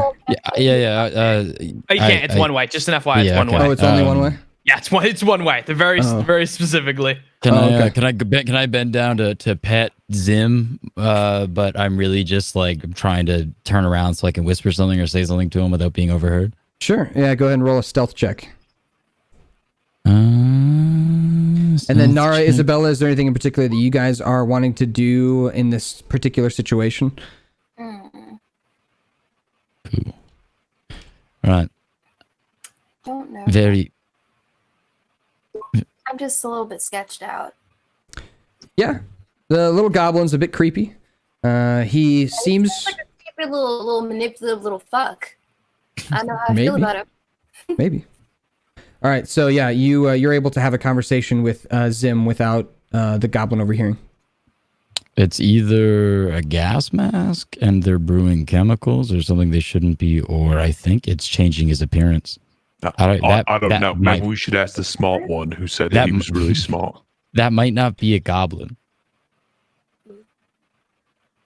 I'm gonna go up to like get up and like stretch, and then go up to Jerome the gnome and like nuzzle against him, and then I'm gonna speak into his head.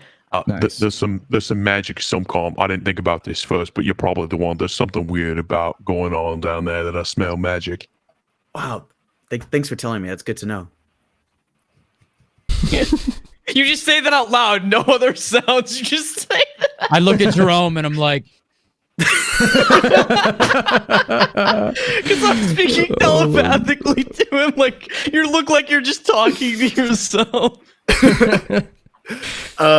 Isabella nods and goes, "You know what? Yeah, I talk to myself sometimes too, dude. It's no big Well, I've been talking to myself this whole time because I way out. Like we got this. It's like you're going through something. It's fine. I promise."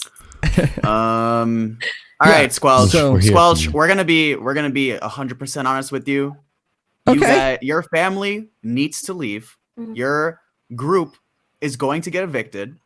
And if you guys don't, we will most likely go in there and force you guys to come out. But we want to do this peacefully. We can help you once you get out, but you do need to leave this church. Yeah, And there that is- has been talk of killing you, so we want to. Can I like Wait, growl she's- to him she's- and like she's tense just up so that way joking. like She's it makes totally him look joking. more intimidating? So I got a lot of things going on here. So, with what Bunny said, he kind of like jolts backwards when you say that. Just kind of like jolts up and again he's like holding the torch, shaking. And when he says that, and Jerome is like saying, "No, we're just joking." He bolts down the stairs. So you watch the flame heading down the stairs, and the and the tip tap of his feet going down the stone steps. Nice one, Bella. Nice one. That's on me. I'm sorry. Could we maybe let's bribe him? We can bribe him. Well, now it's He's time. We gone. might as well go He's in gone. now. Karthrak, you want to open the gate so we can just go in and check it out?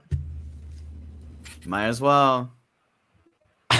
I'm gonna say to Jerome. Jerome, can you let everyone know about the magic?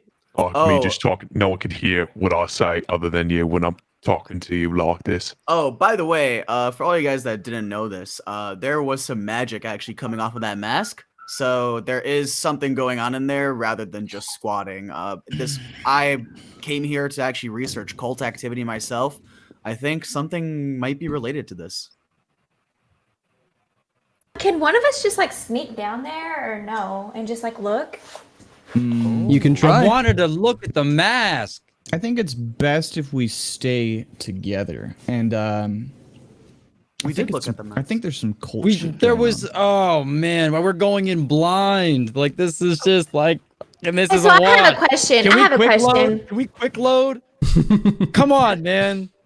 I have a question. So if he asks for the mask and he fails that, can no one else ask like to take the mask off, or can we? It's already gone. So no, I meant like later, like for future reference. Yeah, for future reference, we can decide that kind of on a case by case basis. Like for example, if it's like one of you guys trying to get a deal at a shop or something, like if you're trying to get like a deal for like an item, I'm probably not going to let every one of you guys roll. Like it'd probably be like, you know, one or two of you guys before the person catches on that like they're being ganged up on. You know what I mean? So NPCs aren't dumb. They're going to be able to catch on if like everyone keeps asking the same question or everyone's trying to do the same thing over and over again. So like for things like perception, everybody rolls perception. I don't care. Like everyone looks around and that's just like a thing you do. But like when it comes to like trying to deceive people or, you know, persuade people, that kind of thing, you know, it's kind of a one at a time based thing, and it would just depend on who does it and when, and it's a case by case thing. So I'll let you know. Okay. Well, so I can see in the darkness up to 60 feet. You don't think I can like go in and like sneak in there really quick and see? I'm gonna weigh in and say I think we should stay grouped in case there's traps. I'm gonna do this to everyone very quickly. Like say the same thing like 6 times. I think we could let the sneaky one go down there if she wanted to. She said she was pretty sneaky. Scout it I out. have my reservations. Scout it out. But Yep. I know. I have one more question. Send Whitman. Yep. DM. Send Nara in. Yeah. Scout it out. Funny. I have like a kit of disguises. Is it possible for me to put one on now, like so I could just be like little goblin boy?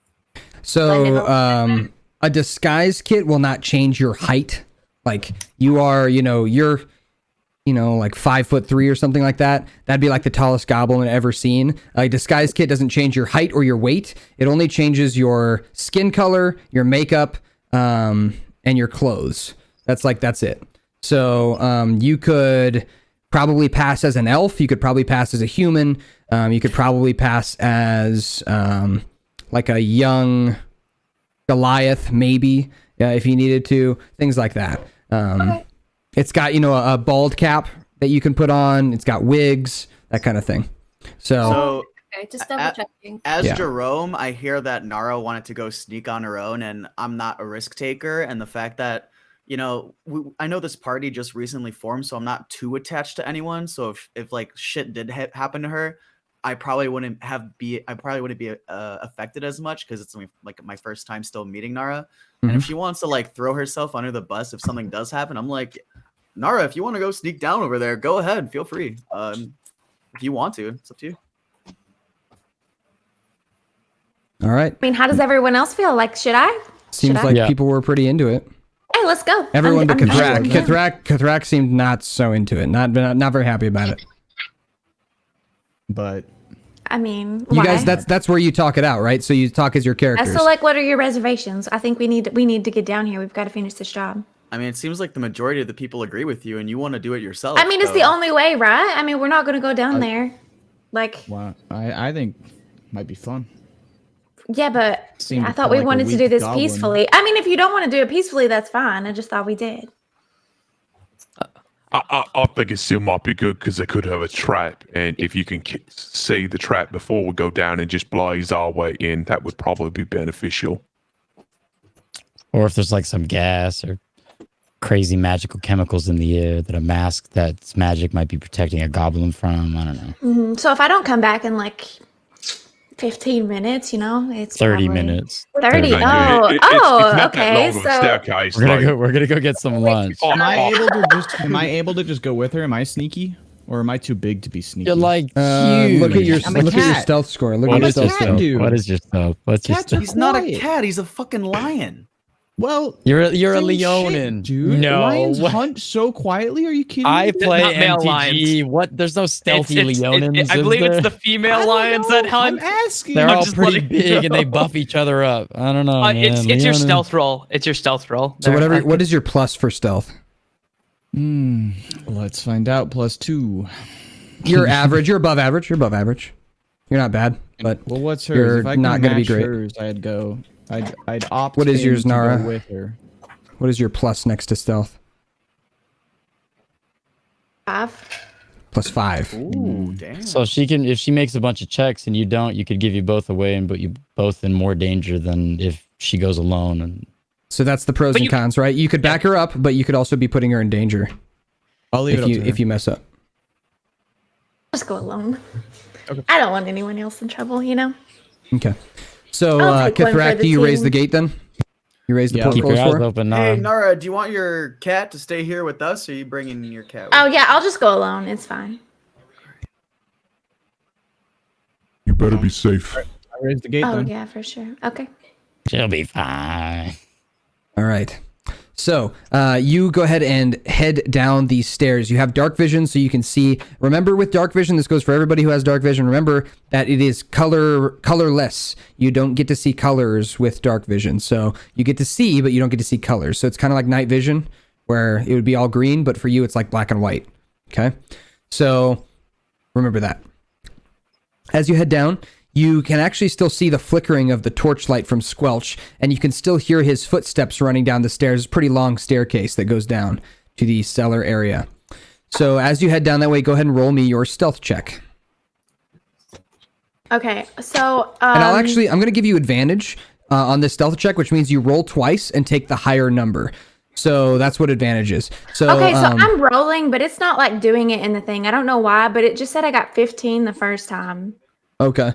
Do you have Roll20 and D&D Beyond open with the Yeah, and then extension? it just said 24. Yeah, I don't know why it's not. I don't know.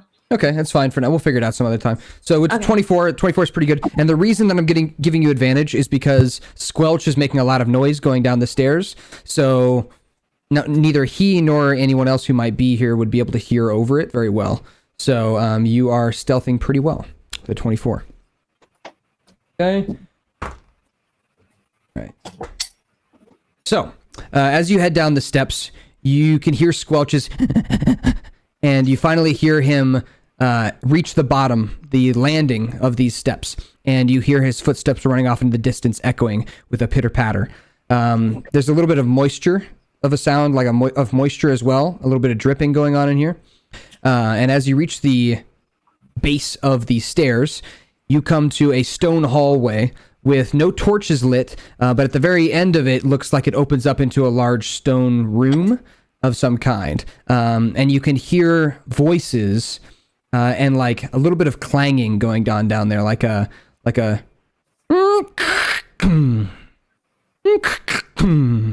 that. And with that, you hear voices that sound sort of like Squelch's, as Squelch goes, "Oh, I'm sorry, I couldn't get them to go away." And then they say something in Goblin that you can't understand. Okay. So like, I mean, I don't want to make myself known, obviously. Up to you. So the closer you get to the doorway, the more noticed you might get. But it's a large opened archway that leads into a very like an open room. So with that being said, it's up to you whether or not you want to go up to the edge of that room. You do see some light coming out of that room. It's a strange, like, glowing light, though. It's not like the torch light. Like, the torch got snuffed out once Squelch came down here. So it's like a different kind of glowing light. Yeah, let me just try to get a little bit closer, I guess. Okay. So as you come forward, you keep getting closer. You've got a good stealth. I'm going to do a few rolls here. Okay. Nobody seems to notice you as you are approaching. And you get a peek inside. Go ahead and roll me a perception check. Perception check. Pause, champ. Pause, champ. Pause, champ. Me too. What was it? Me too. 22. Okay. With a 22, what you see inside is an interesting sight. So the first thing that you see is Squelch, who is kind of scrambling out of your vision, out of your 60-foot vision, as he is going towards that glowing light. And that glowing light is coming off of what looks like some kind of shimmering magic is creating the light down here. And you're not sure what color it is because, again, the dark vision thing kind of messes it up, but it kind of looks like a reddish purpley color. And it's like, yeah, it's kind of like this shimmering oval magic, oval shaped magic. And next to it are these, they look like, you know what a mannequin is, right? Yeah. They look like store mannequins almost, that are made of wood, that are stacking blocks on top of each other next to this like magical light. And it's again, I'm not describing it very well because you're not seeing it very well. It's hard to see in the darkness. They're about 60 feet away, so they are just on the cusp of your vision. But yeah, it looks like some kind of constructs of some kind. These wooden constructs are building something or moving something that has to do with this like magical light that's coming out of this room. And Squelch has gone up to two other goblins who are down there, and they are kind of huddled in the corner, and they're like whispering with each other. And one of the goblins puts his hand on Squelch's shoulder. I don't know if you're still there, Whip, or not. Oh, there you are. Okay. I'm still here. I'm listening. Okay. Yeah, he like one of the goblins puts his hand on Squelch's shoulder, and then the other one puts her hand on Squelch's shoulder, and they're all kind of like putting their heads together and talking and whispering, like they're comforting each other. So, okay, that's what you see. If you want to get closer, you risk being seen. No, I think I'm gonna go back. Okay. All right. As you head back up the steps, go ahead and roll me one more stealth check.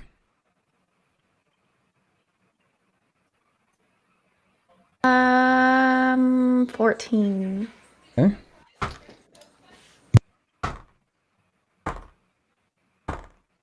Okay. Yeah. So you make it up to the top of the steps. You guys watch as Nara comes out of the darkness around the curving stairwell and comes back up to the portcullis, which Kathrak, I would assume, lifts back up for her to come back through. And I'm going to say this quietly because I don't want my voice to echo in the basement. Nara, did you find anything? Yeah, so it was crazy. It was really crazy. They were like conspiring together. They were like all huddled up, like, talking. There was magic in the air. There was like wooden things. It was insane. Did they say anything? They say anything specific? I don't speak Goblin. This was probably a bad idea. I don't speak Goblin. Yeah. That's unfortunate. Mm-hmm. But you said you saw magic in the air? There was magic. Yeah, there was magic. Mm-hmm. Well, how far can you describe what you saw, like what you went through and what you saw, so we can get an insight of what was down there? Honestly, it was just complete dark. It was complete dark. And then until, I was just following his little torch, and I could hear his little feet. So I just followed him, and then I just saw magic. But I saw like 4 goblins down there. Okay. Yeah. Well, guys, it's pretty safe to say that we could probably go down there at least. The issue is, right? The issue is we scared him off. So now he's down there telling him. There's no telling what he's telling them, Well, I guess we can go down there and just eat them then. Well, do we want to? I mean, you guys are getting paid give for me this, a second. right? Give me a second, guys. Yeah, I just muted Whip on Zencaster. I think there was some sound coming through your mic. Are you? Oh, there shouldn't be. I don't think so. Was there playing music or like TV in your house or something? I can go check. It's possible. I don't know. I hear it coming through Whip's mic too. But yeah, I was just checking to see whose it was, and it was definitely Whip's. But go ahead. Me and since most people are not here right now, me and Zim are gonna have a quick little conversation. Zim, do you really just want to go and eat them? Like, are you hungry? Is that why? I'm not necessarily eat them, but we do need to get them out and now they're probably going to be aggressive, considering that they were just got threatened. So right now, we pretty much are stuck to only 5. I honestly think the fact that there's magic in the air means they're not just squatting there. Like everyone thought they were just squatting. I think there's something. I don't think it's squatting at all. I thought that it was a little bit of too much of a claw. That's why I made sure we could use violence if necessary. Yeah, I definitely think that they're up to something sneaky, honestly. At the end of the day, we have some very strong fighters in this group. Jerome looks up at Karthrak, looks up at the other giants in here. We've got some very sneaky, powerful people. Not to mention, you got one of the best darn artificers in this entire city. So what would be your plan? Can we talk about that? What would be your plan? I mean, I don't know about going down there, and we don't know these goblins. So what we can do is we already know how far we can go according to your sneak, but maybe I could create some sort of, I don't know if I'm allowed to do this. I'm going to ask you this as a DM, Commander. Would I be able to maybe build like a small metallic trinket, like a spider or something that's sort of just like, I'll let it like loose and let it crawl in front of us? That's something you get actually in a couple levels, so you would not have that yet. Wait, that's actually a thing I get? I just like made that up. Nope, that's a thing. That's a thing you actually get. It's not necessarily a spider, but we can make it a spider. You get a few options. Is there anything for you, knowing me and my character, that you think I can build to help us in this situation, other than like torches, of course? So I would say for the most part, unless you're building something that's like extremely simple, like earplugs, it's going to take you hours to build something mechanical. It's not going to be something you could just put together in a few minutes. Okay. No matter what. I thought I had like magic, so I could do that. Yeah. No, there are some, like, as you level up as an artificer, you get better at building things, and there are certain spells you can cast to create, constructs and do stuff like that later. But right now, as for building something, I can't think of anything that you could build other than like. Well, so I have my huge pack with me, right? Jerome has this huge pack with him. So as an artificer, I have like a bunch of spare materials just always in my pack. So I'm carrying like 2 or 3 torches on me, or like I'm carrying wood, and I have rags, and I have a little bit of not gasoline, but something. Are you asking if you can make a torch? Yeah, I just want to make 3 torches. There are torches in the church that are already lighting up the church. If you ask one of the church people, they'll just give you one. Yeah, so I tell everyone in the group, guys, I'll be right back. I'm going to grab a couple torches for us all. Cool. Yes, just grab one off the wall. You're next to us? Oh, the elf man's next to us? Yeah, he's around. He's not next to you, but he's like listening to you from across the room. So I go and grab some torches for everyone. Can I talk to the elf man? Yeah, of course. We're waiting for Jimmy and Bunny to get back. So. For sure. What do you guys do in the basement? What do you use that basement for? It was a wine cellar. We keep the communion wine down there. Okay. Do you have any like spare rooms or areas that could house 6 small goblins? If they pay rent, I mean, is there, or do you need work done around the church? Could they? I'll be honest with you. What's your name? Pox. Pox. I'll be honest with you. After the trouble that they've given us, I don't think I'd want to house them here. That's fair. Yes, if I can be very real with you, but I do know some places. I know some people in the slums. There's a church in the slums that might be willing to take them in. Okay. Good to know. I just don't think they're up to anything good. And honestly, I only saw like 3 or 4, but there's no telling how many are down there. Because I just went to the opening, Don't goblins repopulate very quickly? Is it possible for me to use like the money that they gave me for this mission to house them in a hotel for a while? I think they're bad goblins. Probably. Bad goblins for sure. We for sure need to do something about it. Yeah, Nara mentioned that they're bad goblins and that spooky shit's going down in there. So yeah, it's an infestation. Well, Honey, I can't tell if your camera's frozen or you're just laying off camera. Off camera. Oh, okay. If you want, you can cam down and I can put your avatar up if you don't want to be on cam. No, it's cool. I just need like 5 minutes. Oh, okay, no problem. So yeah, I you definitely would be able to pay for their Karthrak. hotel for a while. Yeah, but I don't think they're good to goblins. do, Isabella. To answer your question. All right, guys, I got the torches. Might as well I mean, do we really have another choice here? You guys are getting paid for this. And I know you guys all want money, so let's just go down there and let's take care of business. I'm gonna start heading down there once Kithrax gets back. Okay. Isn't it hilarious that Jimmy has a fucking trampoline in his room? It's a little weird. Trampoline Don't is lie. It's for work. You can work out on those, right? Oh, okay. Can you? That's like a workout trampoline. A little Aerobicize. Is that a thing? I didn't Yeah, know there's that. like, Yeah. there's cool. like, yeah, that's why people get those because you can work out on those. Hmm. From what I've Oh. from what I've seen Aerobic. online. not know I work out. Trying Okay, to think. Is there so, is there with any that being said- roles we can do? That would be Yeah, useful right now. with that being said, so I will describe kind of what Nara saw, and you guys can imagine Nara describing it to you. So, Okay. That would be perfect. yeah, to give you an idea, what she saw was Squelch and two other goblins huddling in a corner. They were kind of consoling each other, putting their heads together and like whispering something in Goblin. And then there were what looks like a few, between 2 and 3, somewhere in there, mannequins, which are like constructs made of wood, and maybe like their joints are made of metal so they can bend their arms type thing. And they were mindlessly doing some kind of task around this magical aura. You're not sure what they were doing. And from that's what you guys heard her talk about. That's what she saw. Some kind, and she saw this magical aura that she didn't know what it was. Welcome back, Jimmy. Bunny, you're here, right? Yep, I'm here. Okay, perfect. Okay, I'm gonna so start making my way down then. yeah. Jerome Can I just hands say- torches to everyone, by the way. That I Everyone think who that needs they're one, being, or just like, everyone? controlled. Jerome hands torches to everyone that wanted one.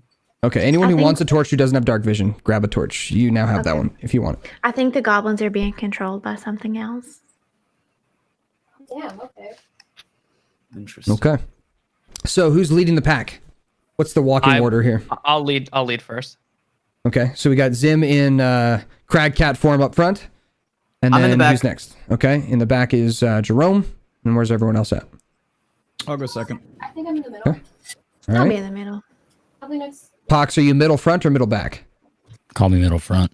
Okay, so we'll say it's Zim, Kithrak, Pox, Isabella, Nara, and Jerome. Okay. Does Jerome have does Jerome just have maybe rocks in his pack, like just a couple of little pebbles or something? Yeah, you've got Or do I have you like can have some chalk or, rocks. like chalk or something? Yeah, Maybe we'll say chalk. you've got some chalk, you've got ball bearings, things that you would put to like put on little joints of figurines and things that you're making. All right. So then I pull out my chalk and I make some markings on the wall just to keep my bearings in mind while we go down, Okay. because I'm in the back of the pack. Okay, cool. And draw some And arrows or whatever. I always mark arrows, arrows, and I always keep it on the right side of the wall. Okay, sounds good. All right, so as you guys reach the bottom of the steps, I'll have you guys roll me stealth checks if you want. Otherwise, if you're not stealthing and you're just running in, you can do that too. I guess we're all rolling. I would say if one of you's rolling, you should all roll. Give me like 1 second. One's an 11. Someone else 11, roll for me?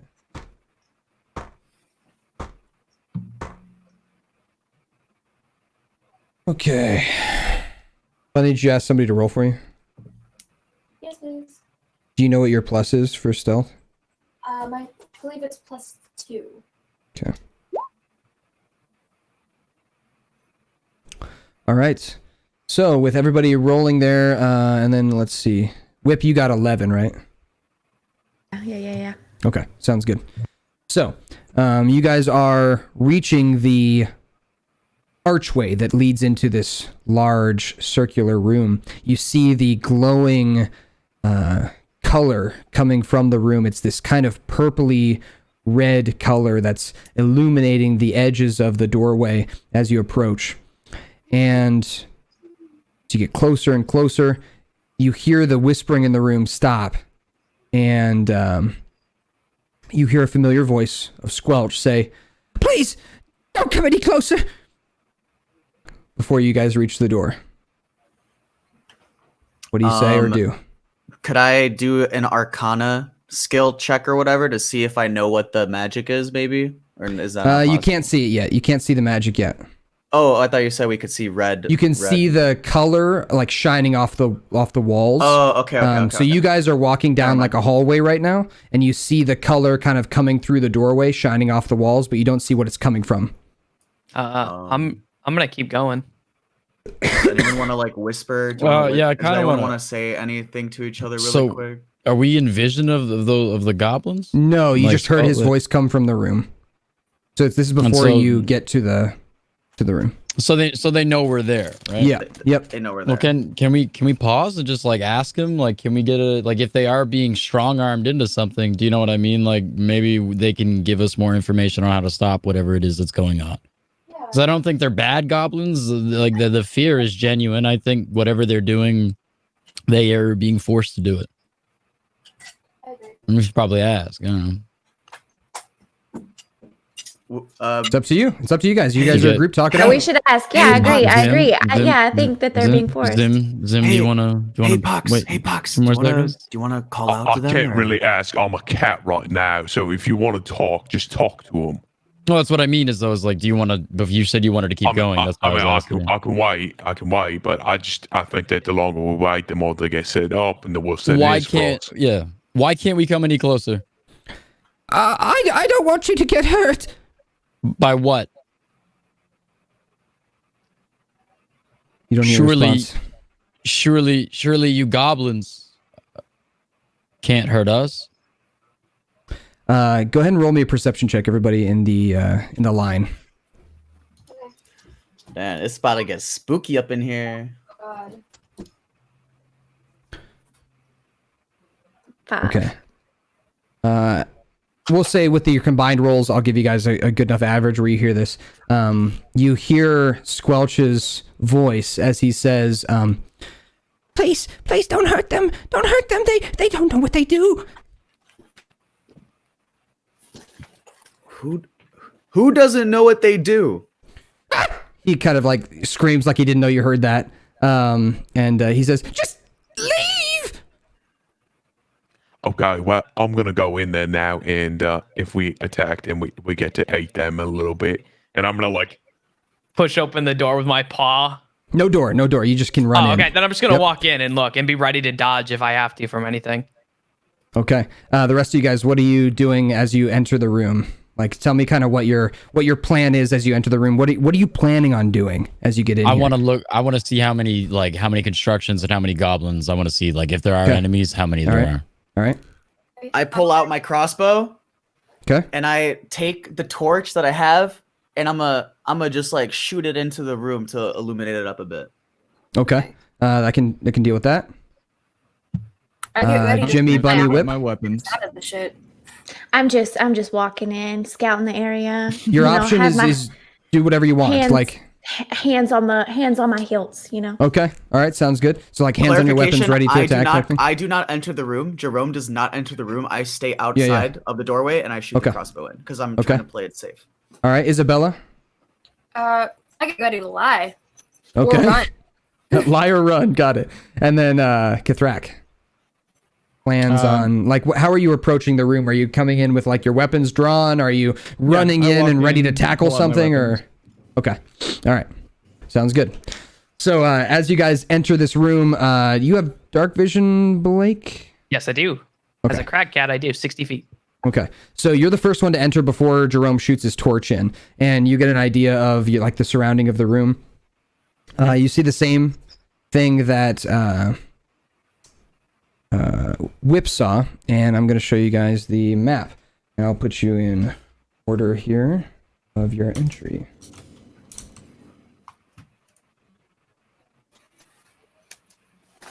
Okay, so we had Zim up front. Jerome's in the back. Zim up front. Jerome in the back. Can we see? Is this a different map now? Because we're inside somewhere. Yeah. I'm putting it together real quick. Okay, cool. No worries. Just had to set up your walking order. All right, so if you're looking at the map on Zoom, here's the things that you see as Jerome fires his torch into the middle of the room.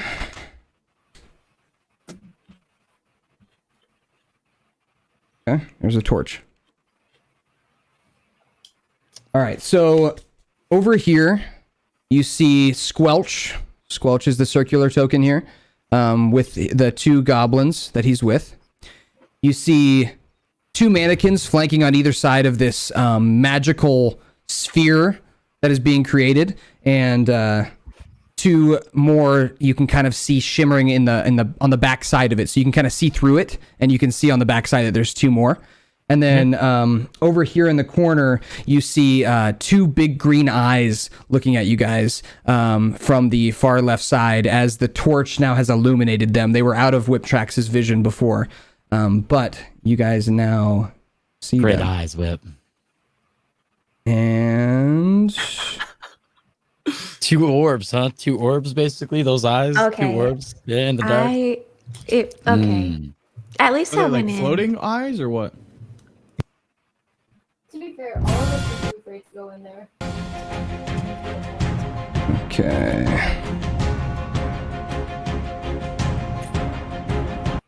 Can you guys hear that music? Yep. Cool. Is it loud, soft, good? Is My this a mic level? boss fight? Like what? Is it loud, soft, good, bad? How does it sound? Can you guys still hear me? Yeah, I can. Is it I think too it's loud, good. too soft? I think it's good. Okay. All right, sounds good. So, here we go. We are going to have everybody roll their first initiative of the campaign. So, go ahead and go to your D&D Beyond character sheet, and in there should be in the top right there should be like a shield that says armor class, and next to it there should be a box that says initiative with like a plus. Go ahead and click that and roll your initiative. Can you Top right. say that again? Kithrak, you're up first. As you enter the room, you are right behind Zim in crag cat form, and you see the same sights that everyone else sees as the torch illuminates the room. So over here is the goblins huddled up in a corner. You have the mannequins working on some kind of project over here, and you see these strange creatures with cycloptic green eyes in the upper left corner of the room. Now, I have a question about yes. the mannequins. Does it look like a portal? Is that what that kind of is supposed to look like to us? Is that the impression? You wouldn't know what a portal is, but as a player, what you think it is probably what it is. Got it. Okay, so, my assumption here is that the goblins are no longer a threat, but what is in the room is that they've been working on is a threat and that they're being controlled. Do I have like a? Are we allowed to like be talking before I make my move, or do I need to just like make my move and go? So here's how combat works. Your turn in combat is 6 seconds. So whatever you could do in 6 seconds, you get to do. So you can't have a full conversation. You can say something and do what you want to do, or you can do what's called holding your action. So this is something you can do in combat. You can hold your action until something happens. So you could say, I hold my attack until something attacks me, or I hold my attack until Zim gets out of the way, something like that. And then when that thing happens, then you get to do your action. So you can like push yourself back if you want to do that, if you're unsure. So you can do that if you want. You could be like, I wait and hold my action until something happens. Or you could just run in guns blazing and make your decision the way that you think. So think about what Kithrak would do in this situation. Think of Kithrak's backstory. Think about who he is as a person and how he would approach a situation like this that's very unfamiliar and strange. Yeah, I think the first thing I would do is like kind of bolster myself in like a protective way and say like stay behind me. So that would be like what, I don't know, like a couple seconds. And then you also everybody gets go ahead. I think I'm just gonna hold my attack and kind of like wait to see how everyone else wants to assess it, because I don't necessarily want to jump in because we have 3 potential enemies. I still don't know what the goblins are going to do if provoked. Okay. So Sounds I think good. I'll hold my attack. Okay. So, and then you can move up to 6 spaces. So, if you'd like to move somewhere, you can just tell me. Think of everything as north, north, east, southwest. I think I'd like to move 1 space to the east. Like there? Oh no, the other way. Sorry. Oh, sorry. To the No, right? east. Yeah, east. Yeah, my bad. I mixed up my directions. Yep. All right. So you want to go there? Yeah, just to kind of spread our Perfect. front line, I guess. Perfect. All right. Next up is the as they kind of stalk around the edge of the arena here. You hear a snarling coming from your left, Zim. And as you look over, you see this creature. It's on all fours. It's brown, and it's got this like skin that looks like almost looks like fried chicken. It's like so brittle and almost crunchy looking, like it's been charred. And as it opens its mouth, its maw kind of like its teeth open up, and like drool starts coming out of its mouth, and its big green eye is staring into yours. And I need you to make me a wisdom saving throw. Okay. I have a question. Is this a spell? This is not a spell, it's an ability. Okay, hang on. I want to double check one. If I got any bonuses for saving throws. Nope. You said wisdom saving throw? Wisdom saving throw. 16. 16. Okay, yeah, you're fine. As you look at it, it gives you the heebie-jeebies, and the fur on your back stands up. And it's as its mouth opens up, you hear a come out of its throat like a human scream. Ugh. Yeah. Next up is Zim. You're up. Okay. Isabella, you're on deck. You're next after Zim. I'm going to run 20 feet towards the one on the west, and I'm going to attack it. And as I'm running, I'm going to say to Kithrax, Don't hesitate. Please kill these things. They're gonna hurt us. That's what you hear in and your I'm head. going to do my pounce. Okay. Which does a 10 hit? A 10 does hit. Okay, so they take 6 slashing damage, and they have to make a strength saving throw of a DC 13. Okay. Natural 1. Oh, so now it is prone. Okay. And I get to make a bite attack, and because it's prone, I get advantage because I believe that's how prone works, right? Okay. Does it say? Yeah. You can make a bad attack. Yeah, that's fine. Is that part of the pounce ability, or is that? Yep. I can try to link it for you. Hang on. That's okay. For now, we'll do advantage, and we'll talk about it later. Yeah. I'm cool with it. It definitely knocks them prone, and prone creatures you get advantage. I'm just Okay. gotta change it again. All right, so you did And then a 6 21. slashing and yep, 21. And then 10, Yep. 10 piercing.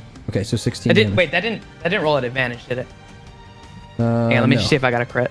Yeah. No, okay. 21, 10 damage. Yeah. Okay. Sounds good. So a total of 16 damage. Yep, on all this day. thing. Yep. And as you bite into it, I would like you to make a Constitution saving throw. You bite That's into it. gross. That's Tastes not like as good. Chicken. 12. Okay.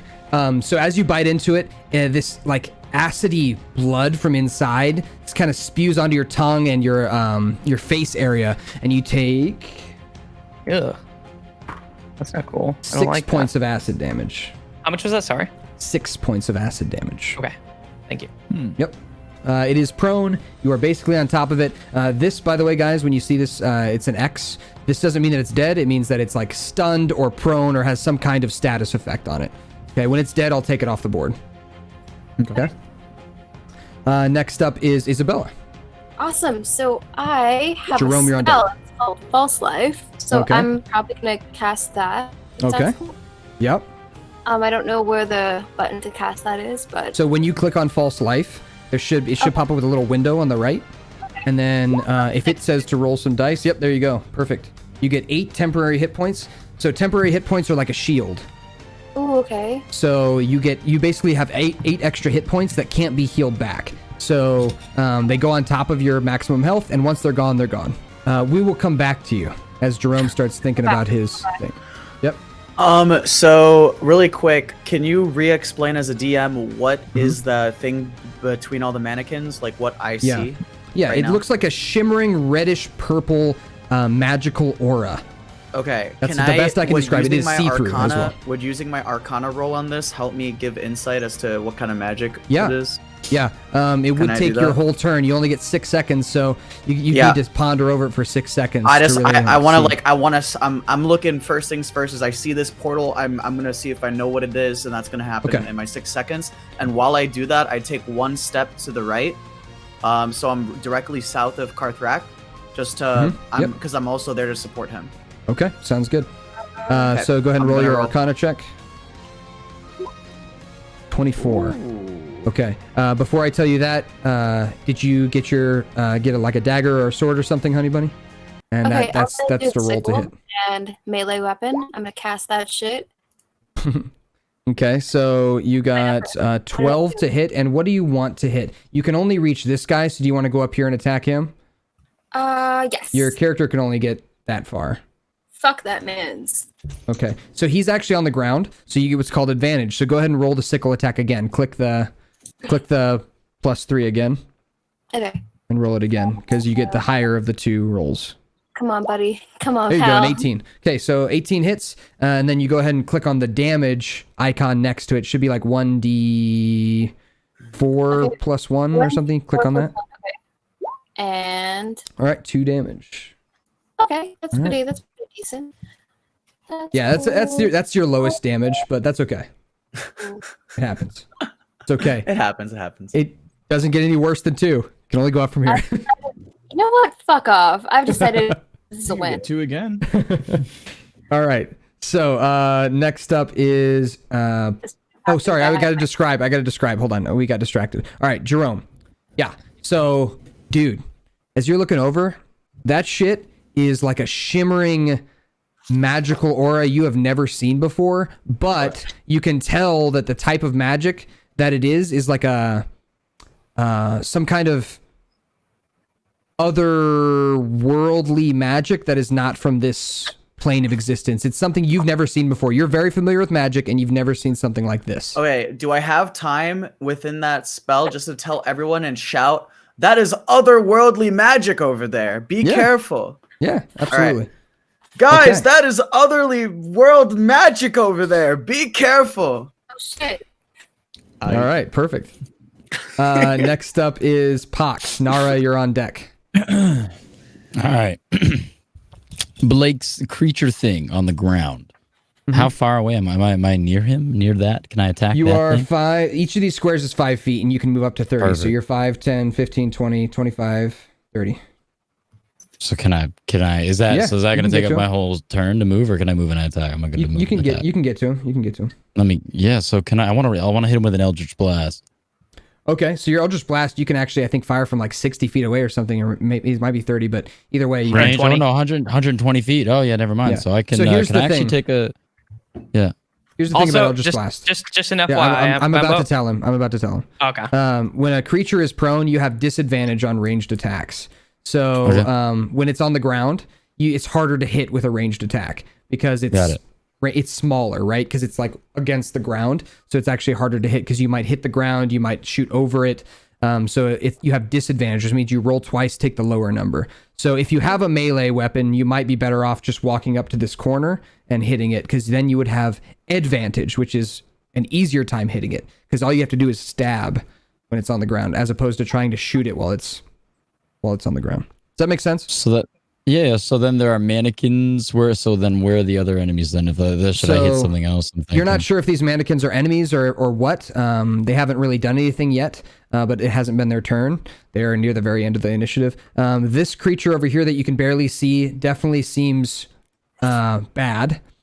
And then here are your goblins over here. What's that creature doing up top? This one? The bad one. What's he doing? Is he just looking? He is eyeing down waiting to get Kathrak. involved? He's what? He is eyeing down Kathrak. Staring him down. staring Not down my Cthulhu. friend.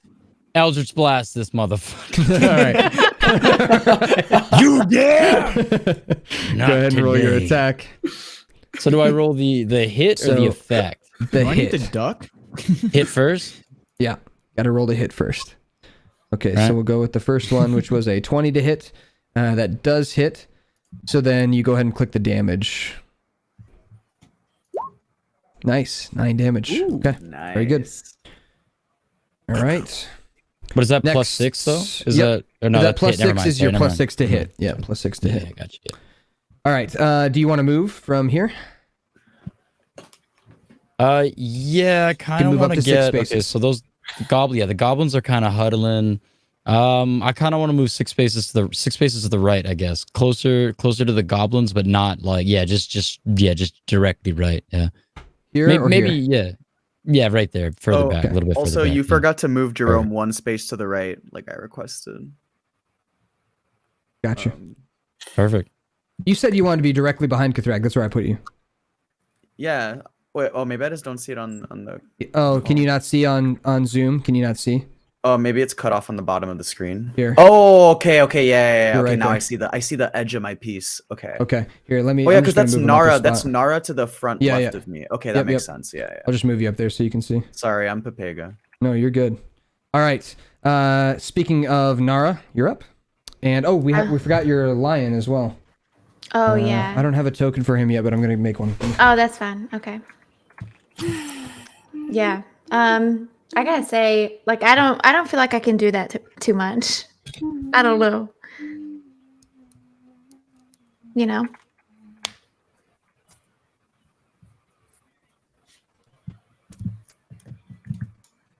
Do what too much? I'm so lost. I don't feel like I can do anything. Like, what do I don't know. Oh, okay. All right. That's Maybe gonna try be to your figure out what's going token on for with the now goblin. until I figure it out. Okay. So he's right here next to you, and we need to roll initiative for him as well. So on his crag cat thing, you remember how to get there? Go to on the right on D&D Beyond, you go to extras, and then Yeah. click on your crag cat, and then there should be an initiative button that you can press, and it'll roll for you. Okay. Just let me know what you get. I don't see it. Is there no I initiative can button? give you a picture.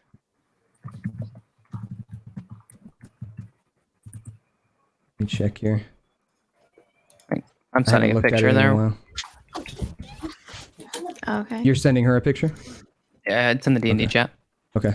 Oh. I don't have that. It should be underneath extras. You click your crag cat, and then that should pop up.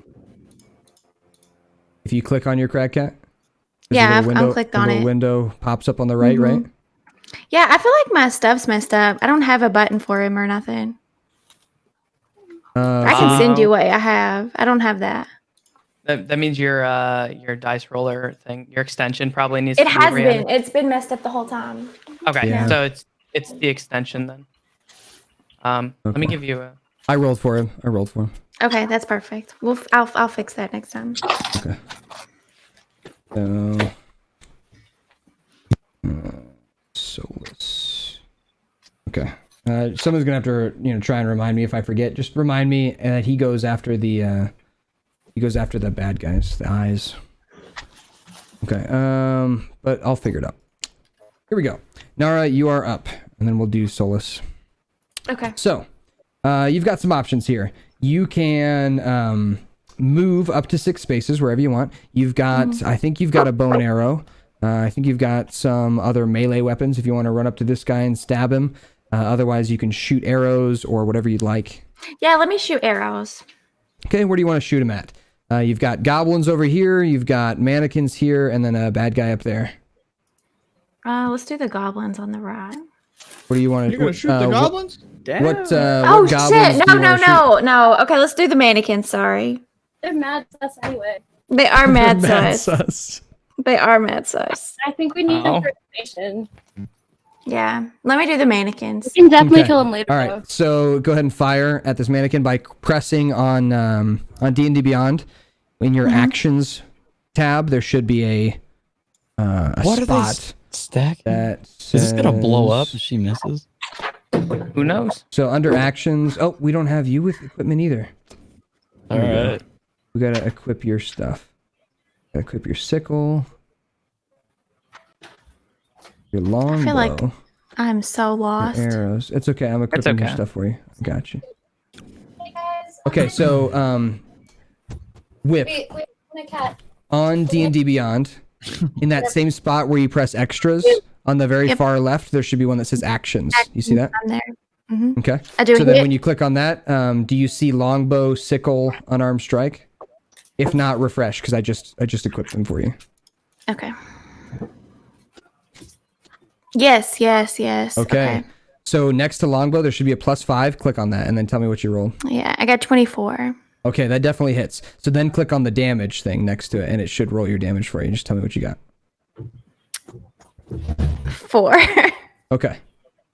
That's the lowest you can get. Damn it. It's okay. That's gonna get better all at right. combat. I've got to get better at it. Okay, I'm a melee person. I don't know why I went for the bow. It's All right. fine. And then we can do Solus. What do you want Solus to do? And also, do you want to move? You can move up to 6 spaces before your turn ends. No, I think I want to stay around like the corners or whatever. Okay. The bottom. So yeah, this room doesn't have much to hide behind, but Yeah. it is very open. You guys do notice that like near the back here, I'll kind of draw them haphazardly. There is some wine racks right back here, but they are mostly empty. All right. So you're staying back here. What do you want Solus to do? Or I can just act for him if you want. Yeah, I don't know. I feel like he would stay with me, right? Yep. He would. He would Yeah. guard you. Okay. So he's just going to stand in front of you. Yeah. Guard you. All right. Next up is the mannequins who are going to turn 5, 25, 30. Kithrak, this mannequin comes up to you, and as it does, you see its wooden arms are kind of outstretched. And have you ever seen the movie X-Men Origins Wolverine? You ever seen that movie? It's like an old... Okay, it's okay. Or Baraka from Mortal Kombat. These like katanas slide out of his forearms, and he basically has these like dope swords that come out of his wooden forearms as he comes up to attack you. You were holding your action. You were holding your attack. You were waiting for this. As this creature comes up to you, it's got some intent to hurt you here. Go ahead and roll your attack. Do you know how to do it? Let's see if I can figure it out. You can also rage if you wish.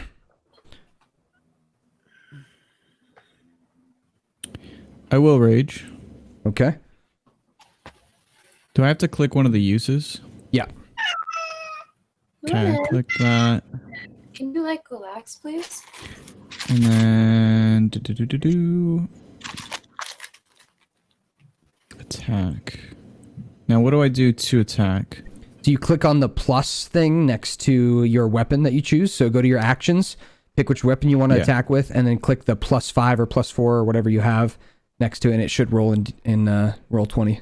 Now, as somebody that dual wields, am I only able to use one at a time, or how does that work? So you have for this turn, you've already used your bonus action for the turn, but normally you'd be able to use that bonus action to swing your weapon. But the bonus action you took this turn was raging.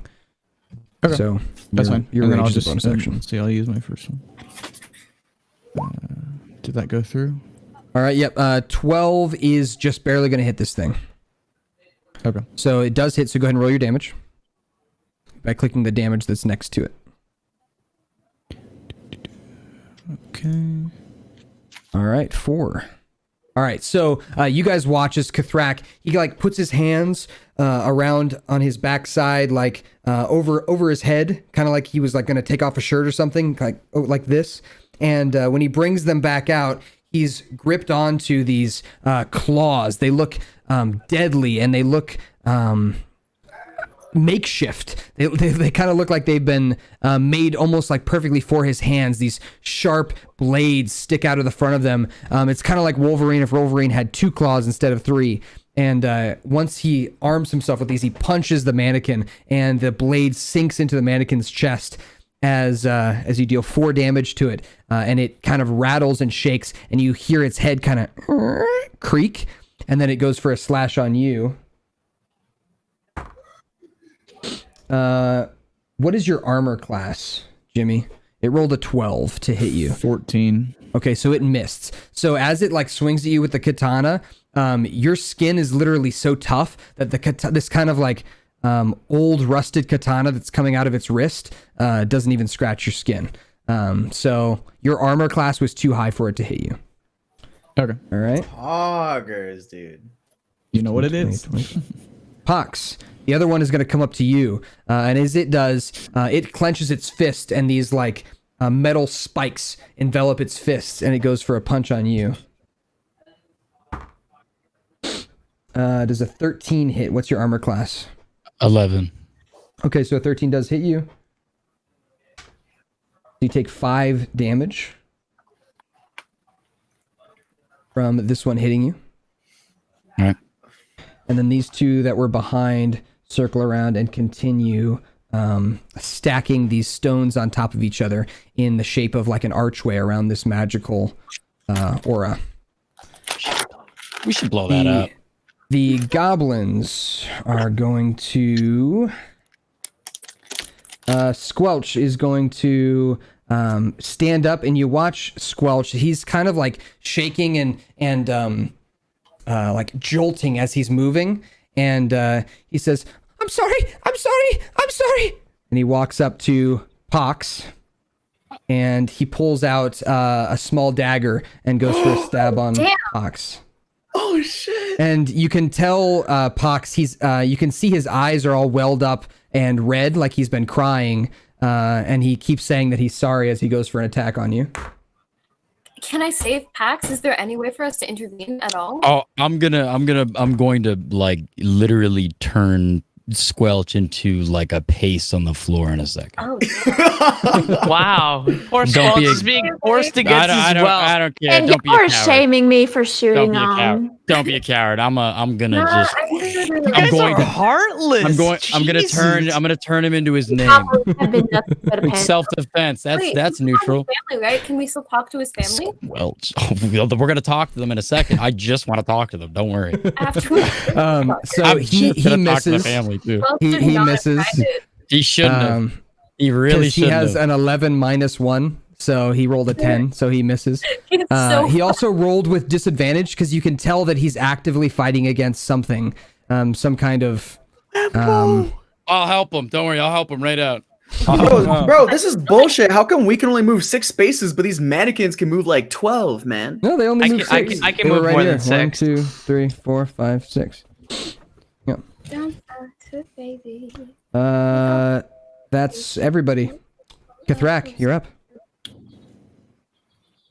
Back at the top. Got a mannequin in front of you. I guess it's time to take out what's in front of me, so I'll attack the mannequin.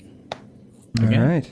Am I able to like specify my attack? Like if I wanted to dismember its arms with bladed arms, could I do that? Jesus Christ, man. It's a mannequin! Yeah.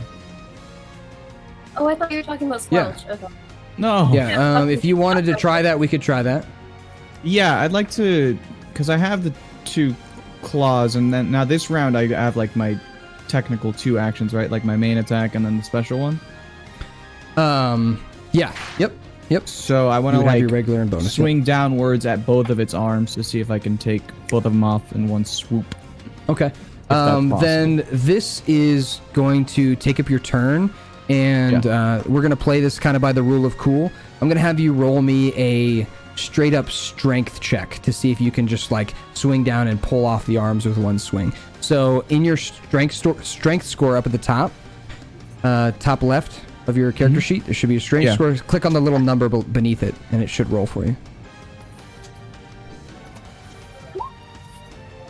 Okay. So with a 4, I'd say you swing down and it kind of just bounces and glides off the side of the wood. You're unable to like make enough contact with its joints to get under it and like rip the arms off. So you just kind of barely scratch it. That will count as an attack though, and I won't. So normally your rage would go out if you go a turn without being attacked or without attacking, but that would count as an attack. At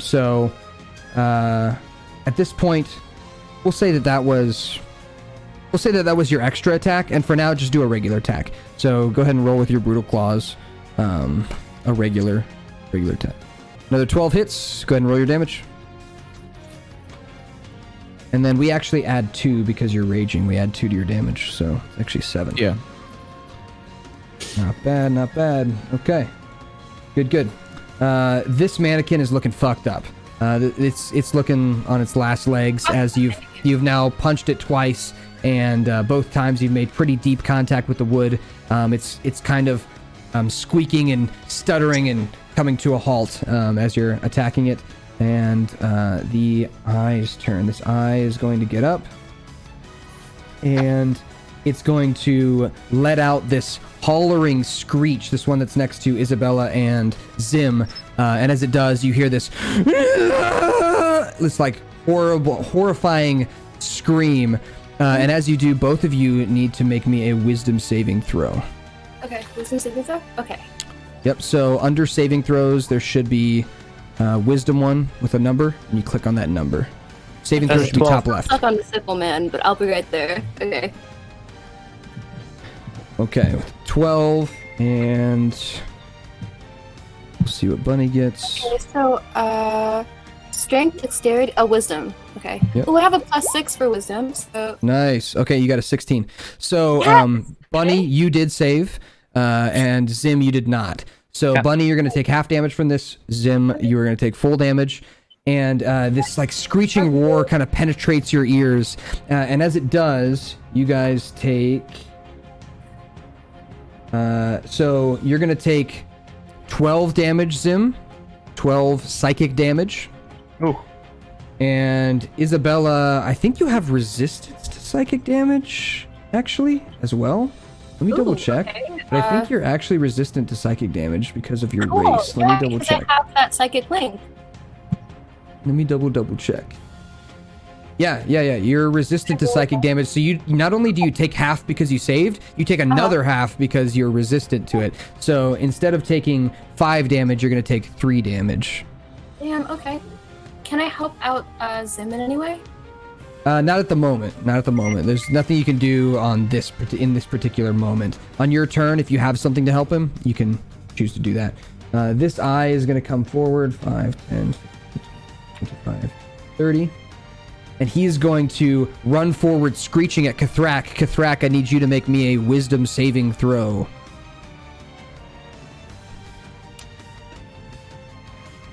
Top left, there should be a wisdom score. You click on that and saving throw. Okay, with a 2. 2. Oh. You're going to take 8 psychic damage. This is not halved because of your rage. This would be full damage. So normally with your rage, you would take half damage, but because it's psychic, it's in your brain, it's 8. How much health do you have now, Karthrak? Let's see, what's my health overall? After that 32, attack. so I took, what, 8 damage? Yeah. Is that 24? Okay, cool. Just want to know. Okay. Does he take half up- damage because he's raging? It was psychic damage. Oh, yeah. And then next up is Solus, who is going to just take a step forward and attack this guy. He's not leaving your side. Let's see.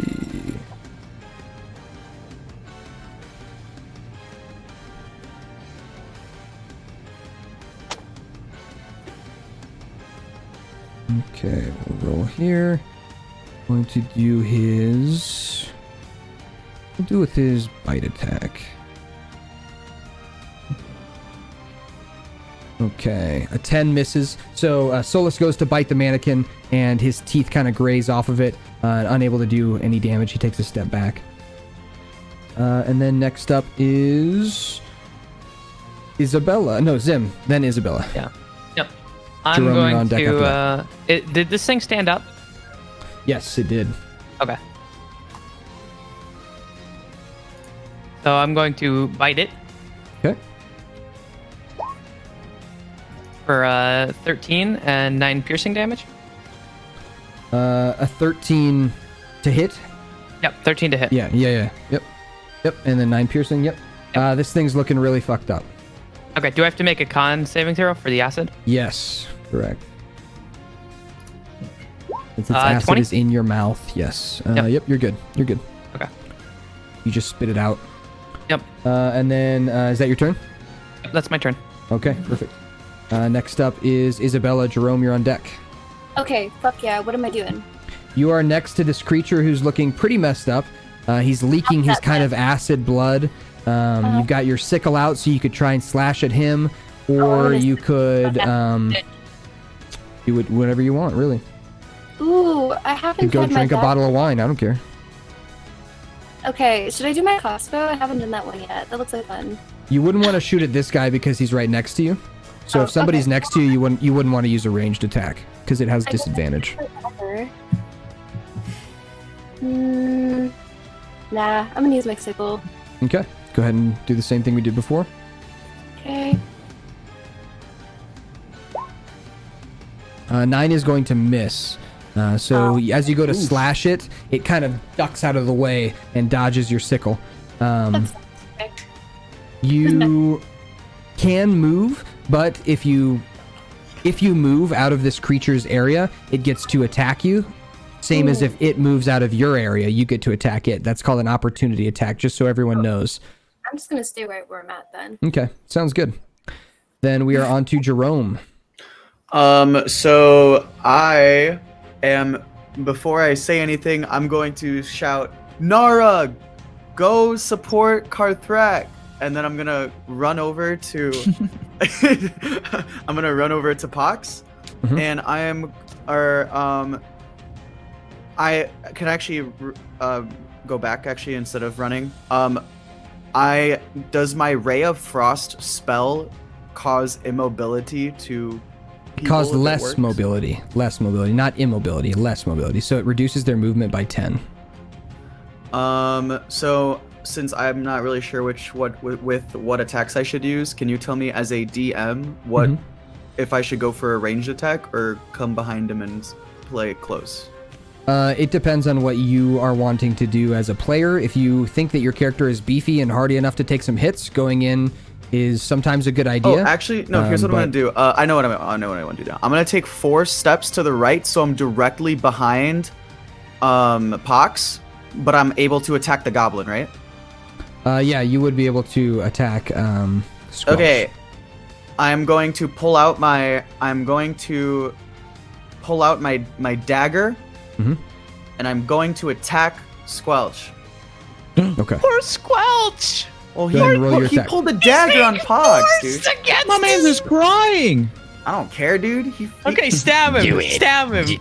Do it. Or wait, do I roll it? Okay. Or well, I mean, wait. Just do it. Do it. If Yep, you're gonna so, do it, do on- it. Don't let other people make decisions for you. I want to do it Stab later. him if you wanna I stab him. I wanted to do it after. A 19 does We're all hit. free.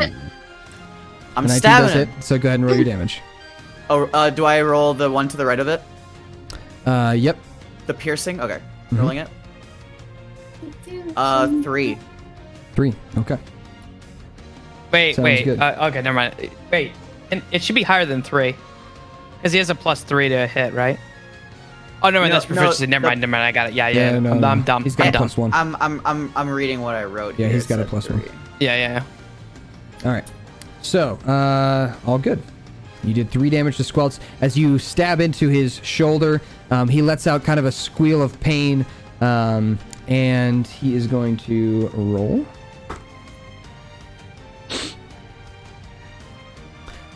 So he rolled an 18.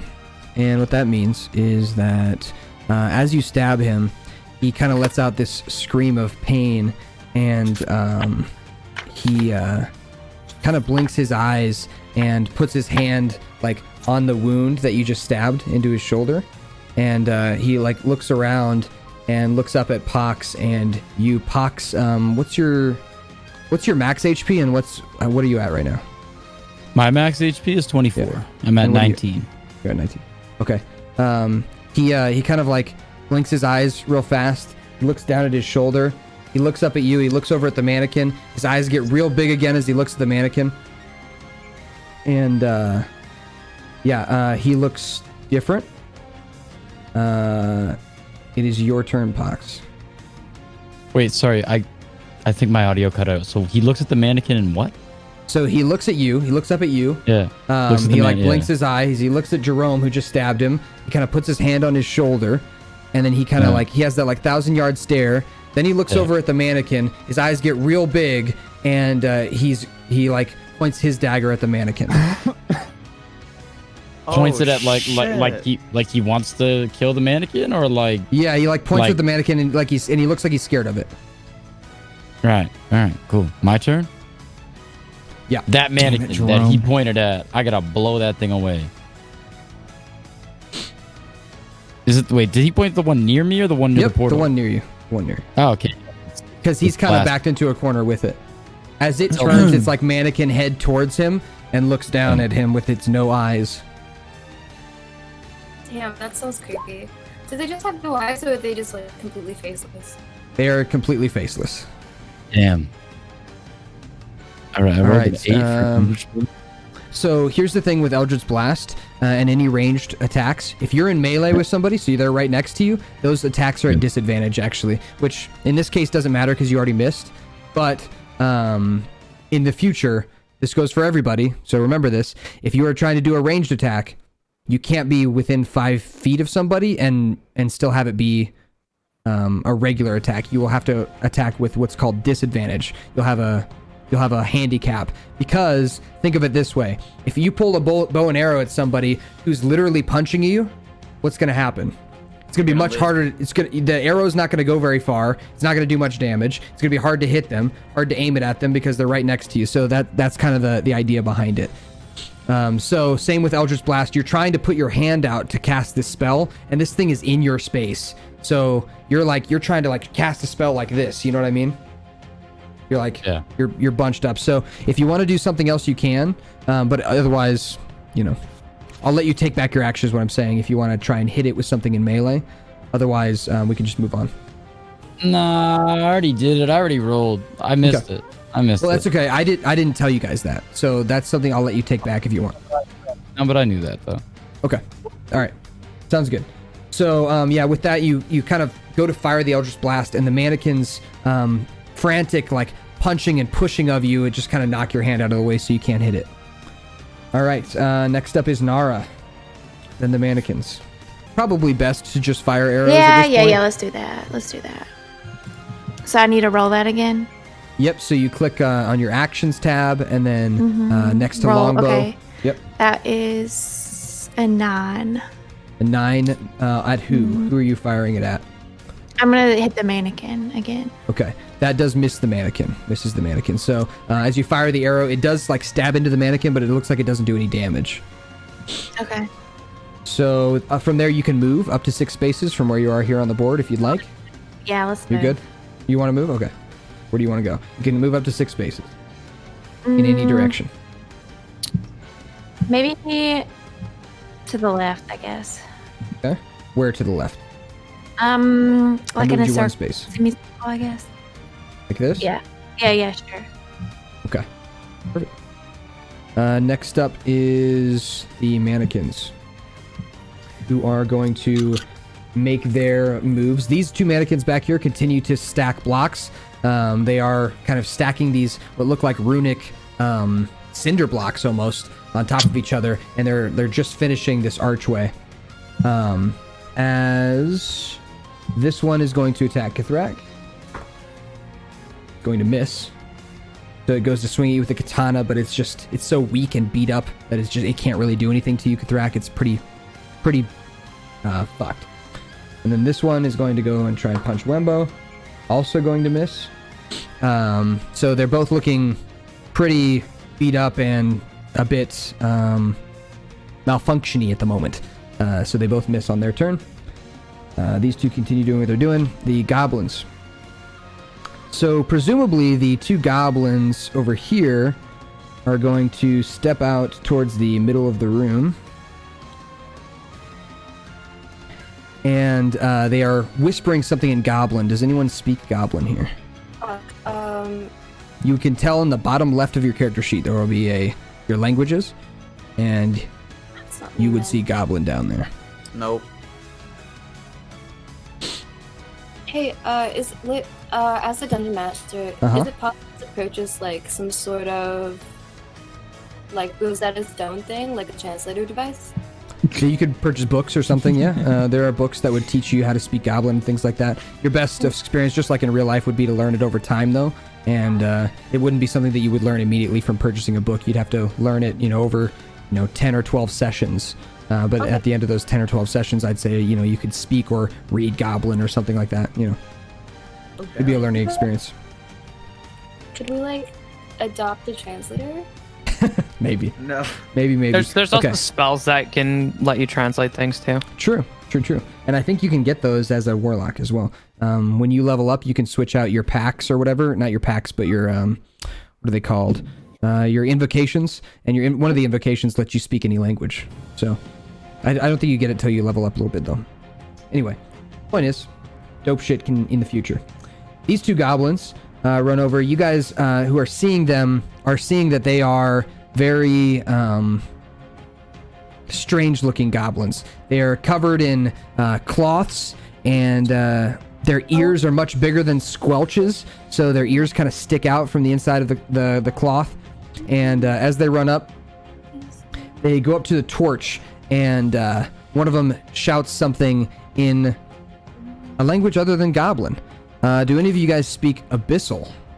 No. Hang on, I'm looking. No, I do not. You recognize it, though, Zim. You recognize it because some of the creatures that you can transform into can speak it. Yeah. That makes sense. Okay. So I assume Wembo doesn't either. So they kind of shout something in Abyssal, and the flame is snuffed of the torch in here. Those fools. And the lights go out. So those of you without dark vision are blind right now. You can't see anything in this room except for the faint glow coming from the portal over here, which kind of goes out about that far. So you really can't see much. Next up is... Squelch. Squelch. He actually looks up at Pox, and he looks at his dagger, feels like he probably can't do much here, so he looks up at Pox, and he puts his hand on Pox and heals Pox for 5. It's Squelch! So you feel this rush of divine energy, and you guys actually all see like a small ray of light kind of burst through the ceiling and land on Pox. And as it does, worm. You get healed for 5, so you're back up to full. Nice. And you smack him. Wow, Pox. And he says, I'm sorry. And then next up is Ithrak. We're back up to the top. Woo! So now you've got the mannequin in front of you that looks like he's one hit away from death, and you have this other creature who came up and did that psychic damage to you. They're both pretty close to you. It is dark. Does your character have dark vision? Did we discuss that? Yeah, he does. Features and traits. Okay. So yeah, you can see. Now, in order to kind of gauge the threat of what the other two mannequins are doing over by the shimmering light, am I able to gauge that threat with like a perception check? With that, you said they were close to done, and I'm trying to kind of figure out if I should like tell somebody in the party to like do some kind of projectile, like a blast towards the stone or something. So am I able to like gauge if I should do that? What is your character's intelligence score? Let's see. You're actually 1000 IQ. Like, are you reading my mind? Like, I'm literally thinking the exact same thing as you. Like that. I guess I have an 8. I don't think that's very high, is it? No, that's below average. So Kathrak, as a character, if we're role playing as Kathrak right now would be kill the things that are hurting me right now. Is what would be in Kathrak's head.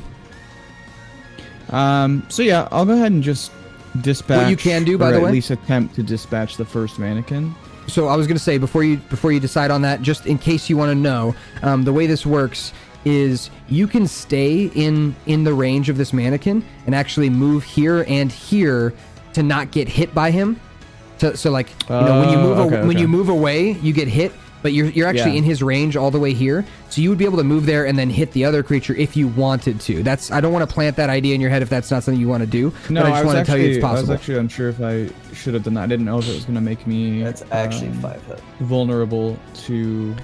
Does it kind of make me vulnerable to 2 attacks at once or no? Theoretically, I mean, I guess I already was in it range would. of the other thing. So You were. So yeah, I'll do that. I'm gonna move into range of the other one, and All right. I will do my main hand attack first on him. And so then, do I do the brutal claw hit first? Yep. 16 hits. So go ahead and roll your damage. Okay, 4. And then go ahead and attack again. And that's actually going to be 6 damage because of your rage. 6. And then go ahead and roll your attack again. 22 hits. And then roll your damage, and we subtract 2 from it, but then we add 2 back for rage. So whatever your damage is what you get. So 6. Okay, so you did a total of 10 damage with your 2 attacks. So as you punch this thing, 1 punch in the side does 4 damage, so not too much. But the other one, you actually kind of clip the side of its head with your punch and slice its eyeball a little bit as it lets out this horrifying like noise.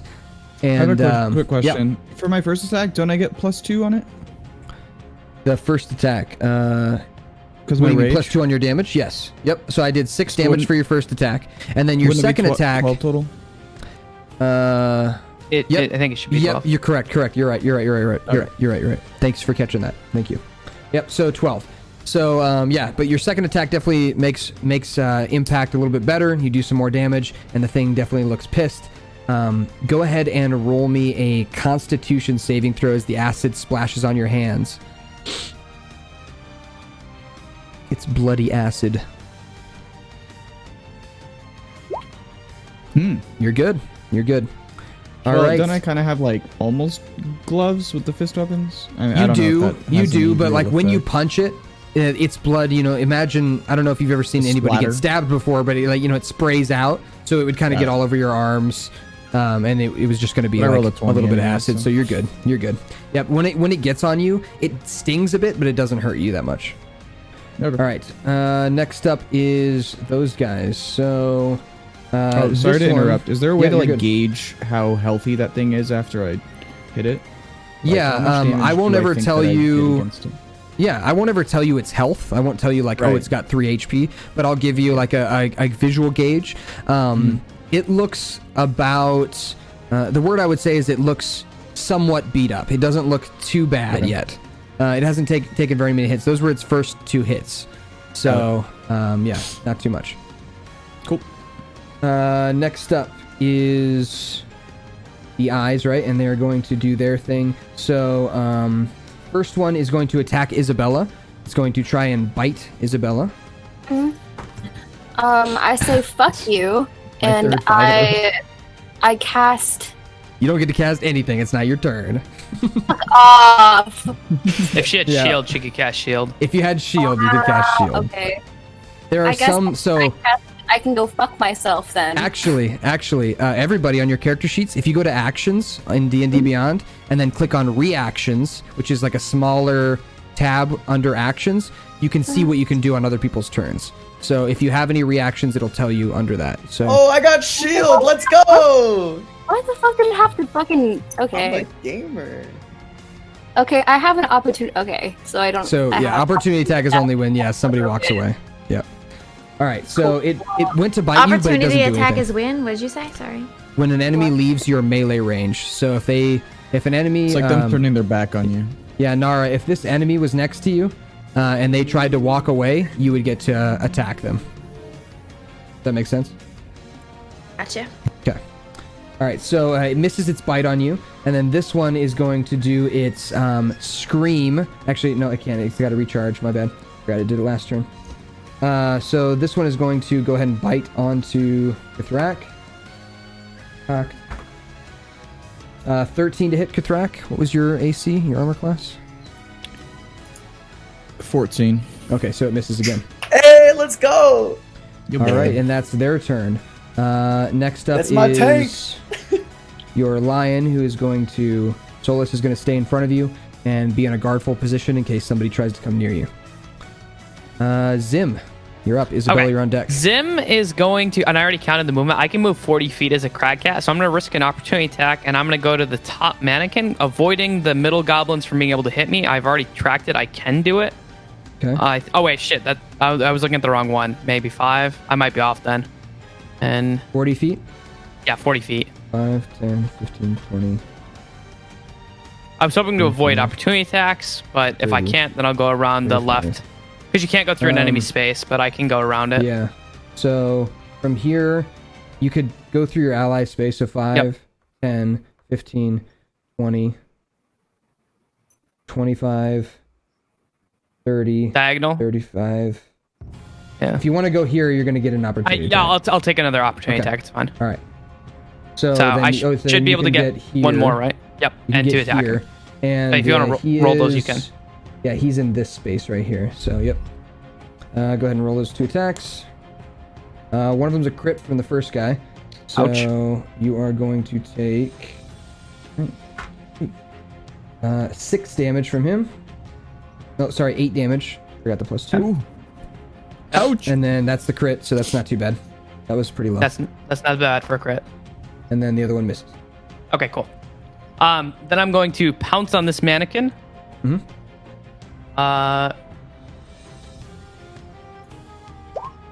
17 to hit. Yep, that hits. It needs to make a 13 strength saving throw. Do that real quick. 17 minus 1. Okay. But Okay. is So it still not takes prone. 8 slashing damage all day. Okay. 8 slashing damage. Got it. And that is my turn. All right. As you go and pounce on top of it, its wooden figure is carrying this block, and you kind of stab into it, and its arm kind of comes loose from the block, and it almost drops it, but it continues to lift up. Isabella, you're up. Jerome, you're on deck. Fuck a bitch. Okay, let's go. You're alone with this guy over here now. Bad guy. Okay, so I still can't cast a spell. Can I cast a spell? Or should I just stick with my You sickle? can cast a spell. It depends on what spell you want to cast. I don't know what you have necessarily, but You know what? Let's do. You know what? Let's switch it up. I have a dagger. Let's cast this bad boy. Can I do that? Hello? Yes. And okay, got a dagger. okay, we got to get you set up on your spells. When we made your character, we forgot to set you up because you have more than one spell. You Yeah, have okay. like 4 spells. Yeah. Okay. So you need to roll the hit first. So go ahead and roll the plus next to it before you roll the damage. So your damage is 4, but roll the little plus thing next to it first. I think I just rolled. There we Okay. go. Yep. Now that's a hit. So you deal 4 damage, and Awesome. this guy is dead. So as you, you fucked him up. So yeah, you stab him straight in his big green eye, and the dagger sinks in as the acid gets on your hand. Go ahead and roll me a Constitution saving throw. Constitution saving throw. Constitution. As his acid eyeball goop sprays all over you. I'm not under my skills though. Is that not under skills? It's it would be on the top left under saving throws. There we go. Okay. Constitution. You're good. You're good. The acid gets all over you, but you just kind of like do this one of these things, like you're drying your hands off, and it all flops onto the ground. Okay. Do you want to move? You can move up to 6 spaces. Okay. I These guess are I wine move- racks back here. Allies over here. Allies over here. Bad guys here. Let me move closer to the bad guys. Okay. Oh. How much closer? Also, I'm sorry. This was super fun. How much longer is tonight's campaign? going to 15 go? minutes. 15 Awesome. minutes. That's perfect. Yep. Told you guys I wouldn't go any longer than 4, and I'll keep to that promise. So this is ending pretty soon. This has been really fun. The time just flew by, but I noticed I have an It's all appointment good. at, 9. All good. All good. All right, Jerome, you're up. Okay, really quick. If I were to, as a DM, if I were to use like my firebolt or something, my range attack on the stones getting stacked, would it knock it over? Firebolt, probably not. Okay, do I, firebolt? No. if I took my crossbow and shot something, would I be able to knock anything over? Probably not. Your I think they're best like bet cinder is blocks. to try and kill the mannequins. Okay. That's what I'd say would be your best bet. I have a flamethrower. Yeah, Can we said I you use didn't have a that? flamethrower, right? Wait, Didn't we can say I that? have a flamethrower? Wait up. We said that you didn't have that, right? That you No, it only had says a bonus crossbow? actions, Eldritch Cannon, Flamethrower. Oh yeah, it's because you're an artificer. Yeah. What does it do? Tell me what It does. says 15-foot range, 13 dex hit. Yep. So they need to damage roll a to- 13, and if they beat a 13, they take, I think, half damage. What does it say? Does it take the? So it should. Yeah. Read the whole thing. Go ahead. So I should roll, right? Well, it's no, not. you It doesn't wouldn't let me roll. roll. It just lets me roll damage. Yep. So what do I so roll? They Oh, I have need to roll dexterity? They need to roll dexterity. They need to Oh, roll okay, dexterity. okay, The bad guys. So first you need to get within 15 feet of them, which is 3 spaces. So I'm going to shout before I leave. My mistake, Squelch. I will heal you later. And then I'm gonna run and go towards the mannequins. Okay.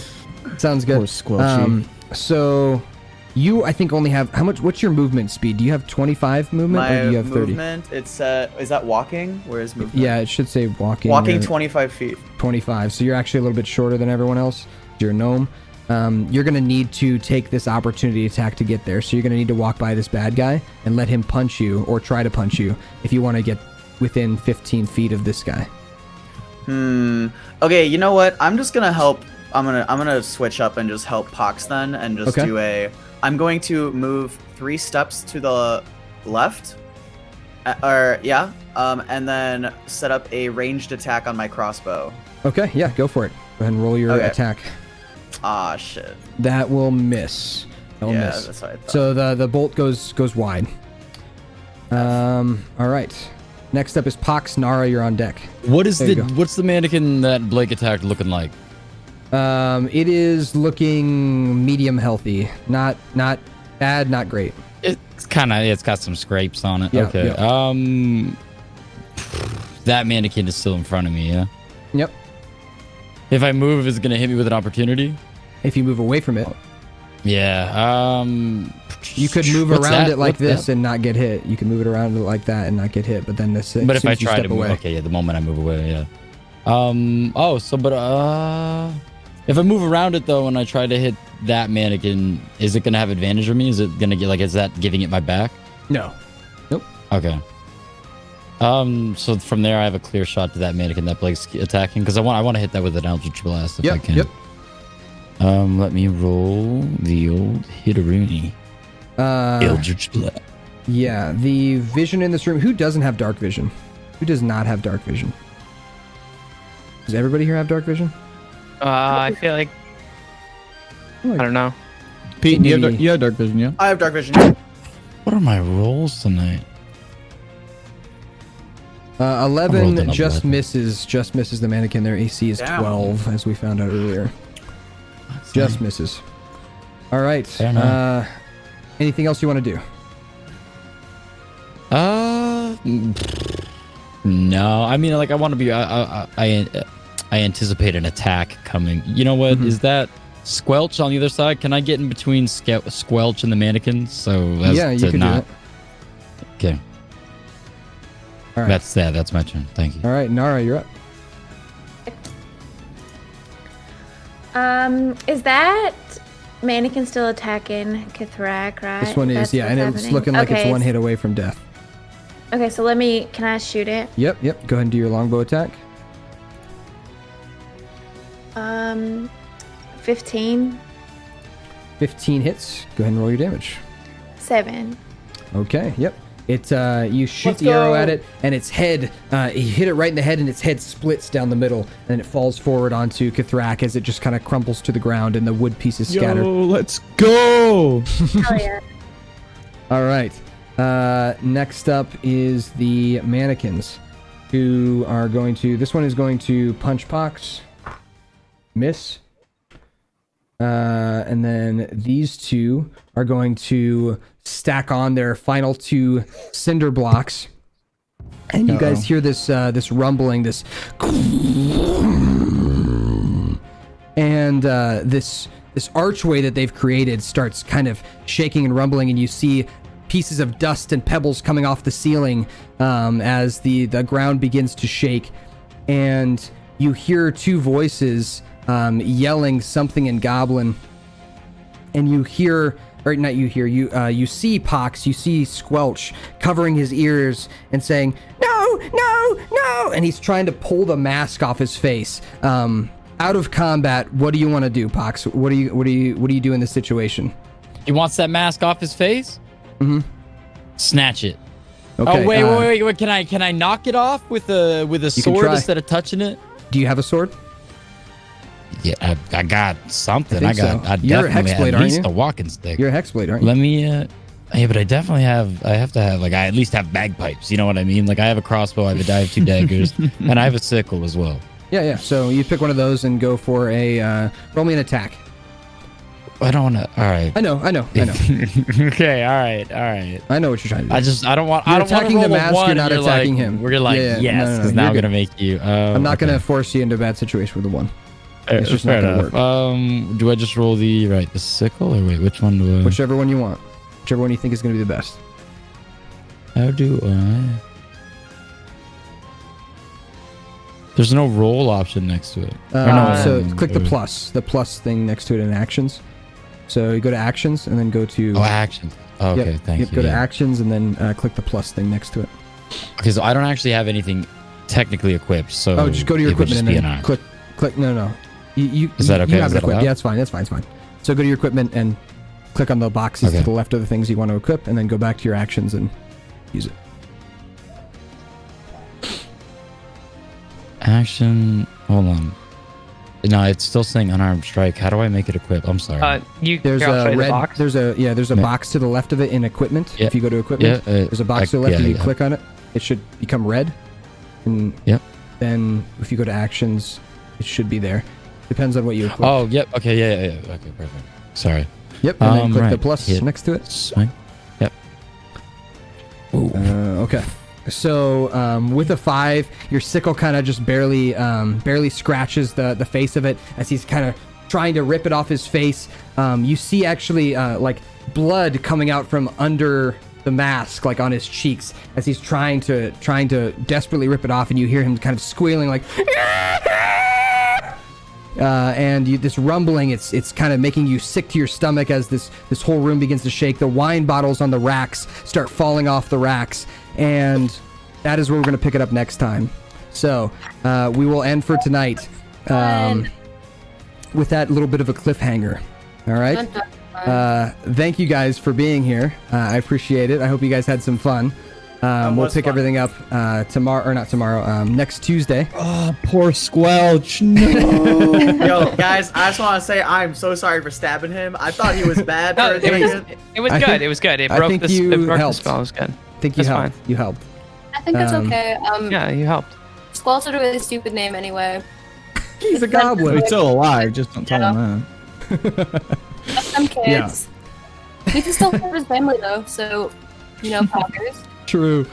All right, guys. I hope you guys that were in the audience enjoyed watching. This was episode 1, and we will continue with episode 2 next week, same time, same place, and we'll see what happens to Squelch and the party, and what happens with this crazy portal, and is it worth 50 gold? Pog you. Guess we'll find out. All right, guys.